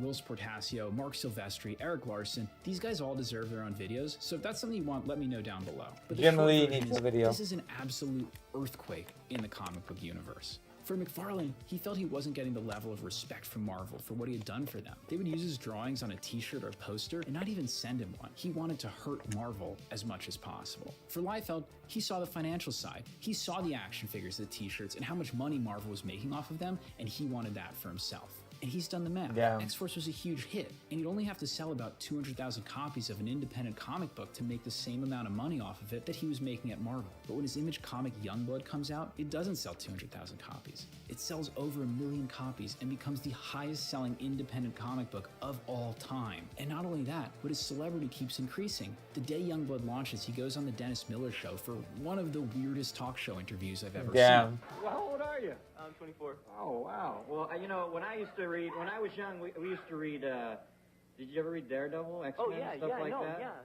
Yeah, I work for Marvel. And Youngblood's kind of a funny comic. For me, personally, it's the tipping point where all the fun stuff about Liefeld begins to go just too far. It seems that his success had caused him to stop trying to develop further as an artist, and he leans harder into his quirky tendencies. Like, he introduces not just one team, but two in the first issue of the book, and then in issue 2, he introduces another team and more new characters in issue 3. And those innovative, eye-grabbing layouts, well, they're becoming a problem. They may look great to flip through, but I feel they kind of harm a comic's ability to tell a story. Because while yes, Appleseed and other manga were using these big anchored images, they also surrounded them with pages and pages of rock-solid conventional storytelling. But Youngblood disposes of all of that. Issue 2 has 5 double-page splashes, 2 of which are vertical. I'll put a link down below if you want to check it out, because, well, it's kind of incomprehensible. I remember that. I remember the vertical splash pages as a kid. I was actually pretty excited about stuff like that as a kid. It does have this raw overabundance of energy that's kind of exciting. And that energy isn't just on the page, it's spread into Liefeld's life. He gets a cushy office and starts building out a studio of artists. He wants the best and most brilliant creatives working for him and starts throwing money around like crazy. He pays double, triple the industry standard to get people to work for him. He launches more and more comics, creating characters and handing them off to his staff. He ends up with 65 employees publishing 22 comics per month. He's 25 years old and running his own comic empire. Holy shit. Having an empire at 25, it's, you know what? You can say whatever you want about his art, his weird of exaggerated proportions. He did pretty well for himself. God damn. This is where his path has diverged from McFarlane. While Liefeld is growing an empire, McFarlane has focused all of his energy onto a single property, Spawn. And Spawn becomes the big hit for Image Comics. It beats Youngblood to become the best-selling independent comic book of all time. Liefeld begins to resent McFarlane, who repeatedly insists that Spawn is more valuable and more important than the rest of the Image lineup. And while Spawn is shipping regularly, Youngblood is slipping further and further behind. Liefeld takes over a year to publish the first 5 issues, and almost another full year before issue 6 comes out. McFarlane yells at Spawn is pretty cool though. I will say that Spawn is pretty cool. Liefeld because his inability to ship on time is giving all of Image a bad reputation with retailers. Liefeld, for his part, begins referring to McFarlane as the scolder-in-chief of Image Comics. Tensions between Liefeld and McFarlane were at a breaking point, and while I can't know what Liefeld was thinking, the next thing he does seems like it was intentionally designed to get back at McFarlane. See, since the departure of the Image artists, Marvel had been struggling with sales, just as McFarlane had hoped. There are a lot of causes of that, as the gimmicks and bad storytelling of the 90s had finally caught up with them, but now new leadership had come in and was looking for a radical way to shake things up. And so they reach out to Todd McFarlane and supposedly offer him $3 million to come back and take over some of their failing books. He turned them down point blank. Marvel was the enemy, and no amount of money was about to change his mind. But then, shortly after, he finds out that someone did take that offer. Rob Liefeld, Rob Liefeld is going to take over Captain America for $3 million. Oh, it was no. a clear betrayal of McFarlane's vision for Image Comics, Yeah. of his desire to hurt Marvel as much as possible. Liefeld had gotten his revenge, but it would cost him. In unanimous vote of the Image partners, he was fired, or he quit. There's some debate, sources are below. But either way, the result was a messy divorce between Liefeld and McFarlane. The man who inspired him, who became his friend, his friendly competitor, man. his partner in business, was now his #1 enemy. And his partner in private life. They were lovers. Yeah.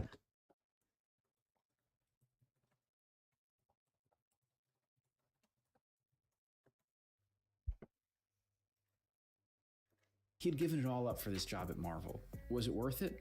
No. Probably not, because things start going wrong almost right away. Liefeld's Captain America and Marvel's whole new direction is heavily criticized. It's during this period that Liefeld produces this infamous drawing that would end up haunting him for the rest of his career. And then Marvel declares bankruptcy.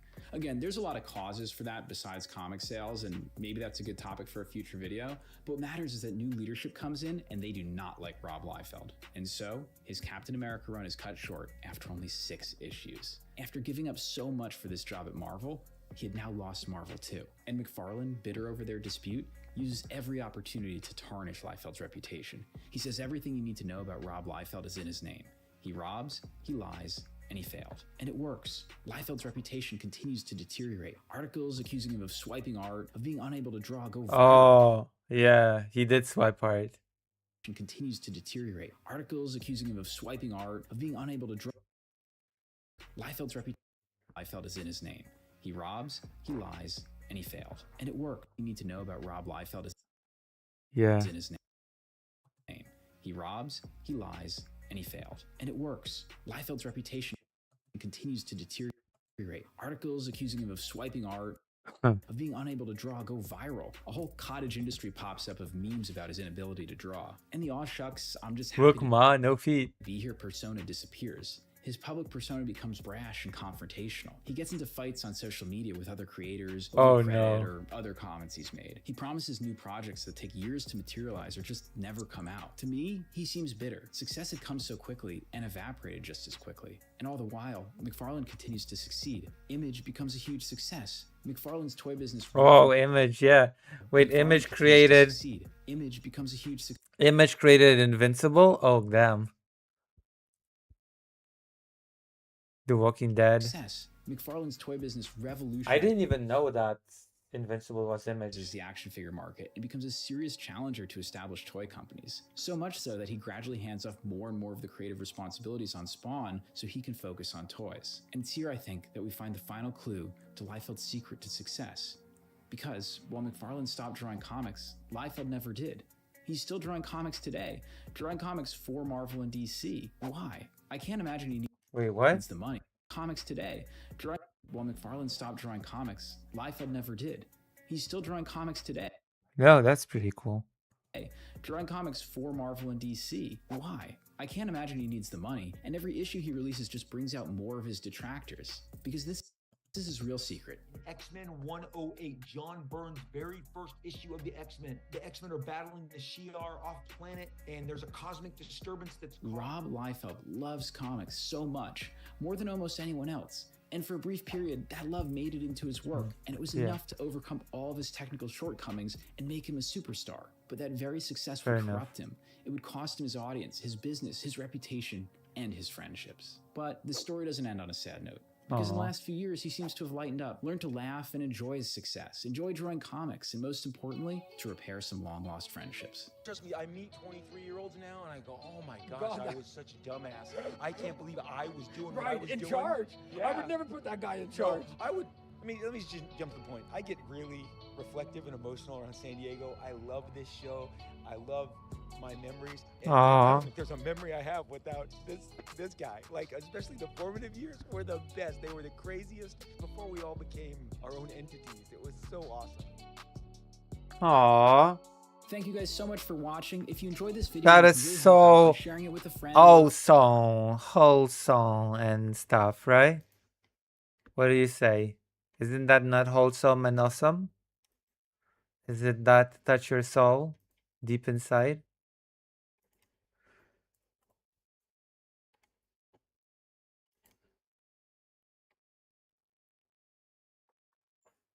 What's that noise? God damn.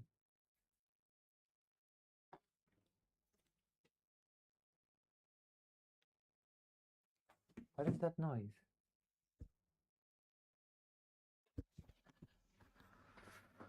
Oh man. Well, we did it. That was a nice stream, wasn't it? We've streamed for how long? Sorry? Almost 4 hours. So I guess that's it for today, right? Thank you very much for being here. And I'll see you tomorrow, I think. Right? I'll see you tomorrow.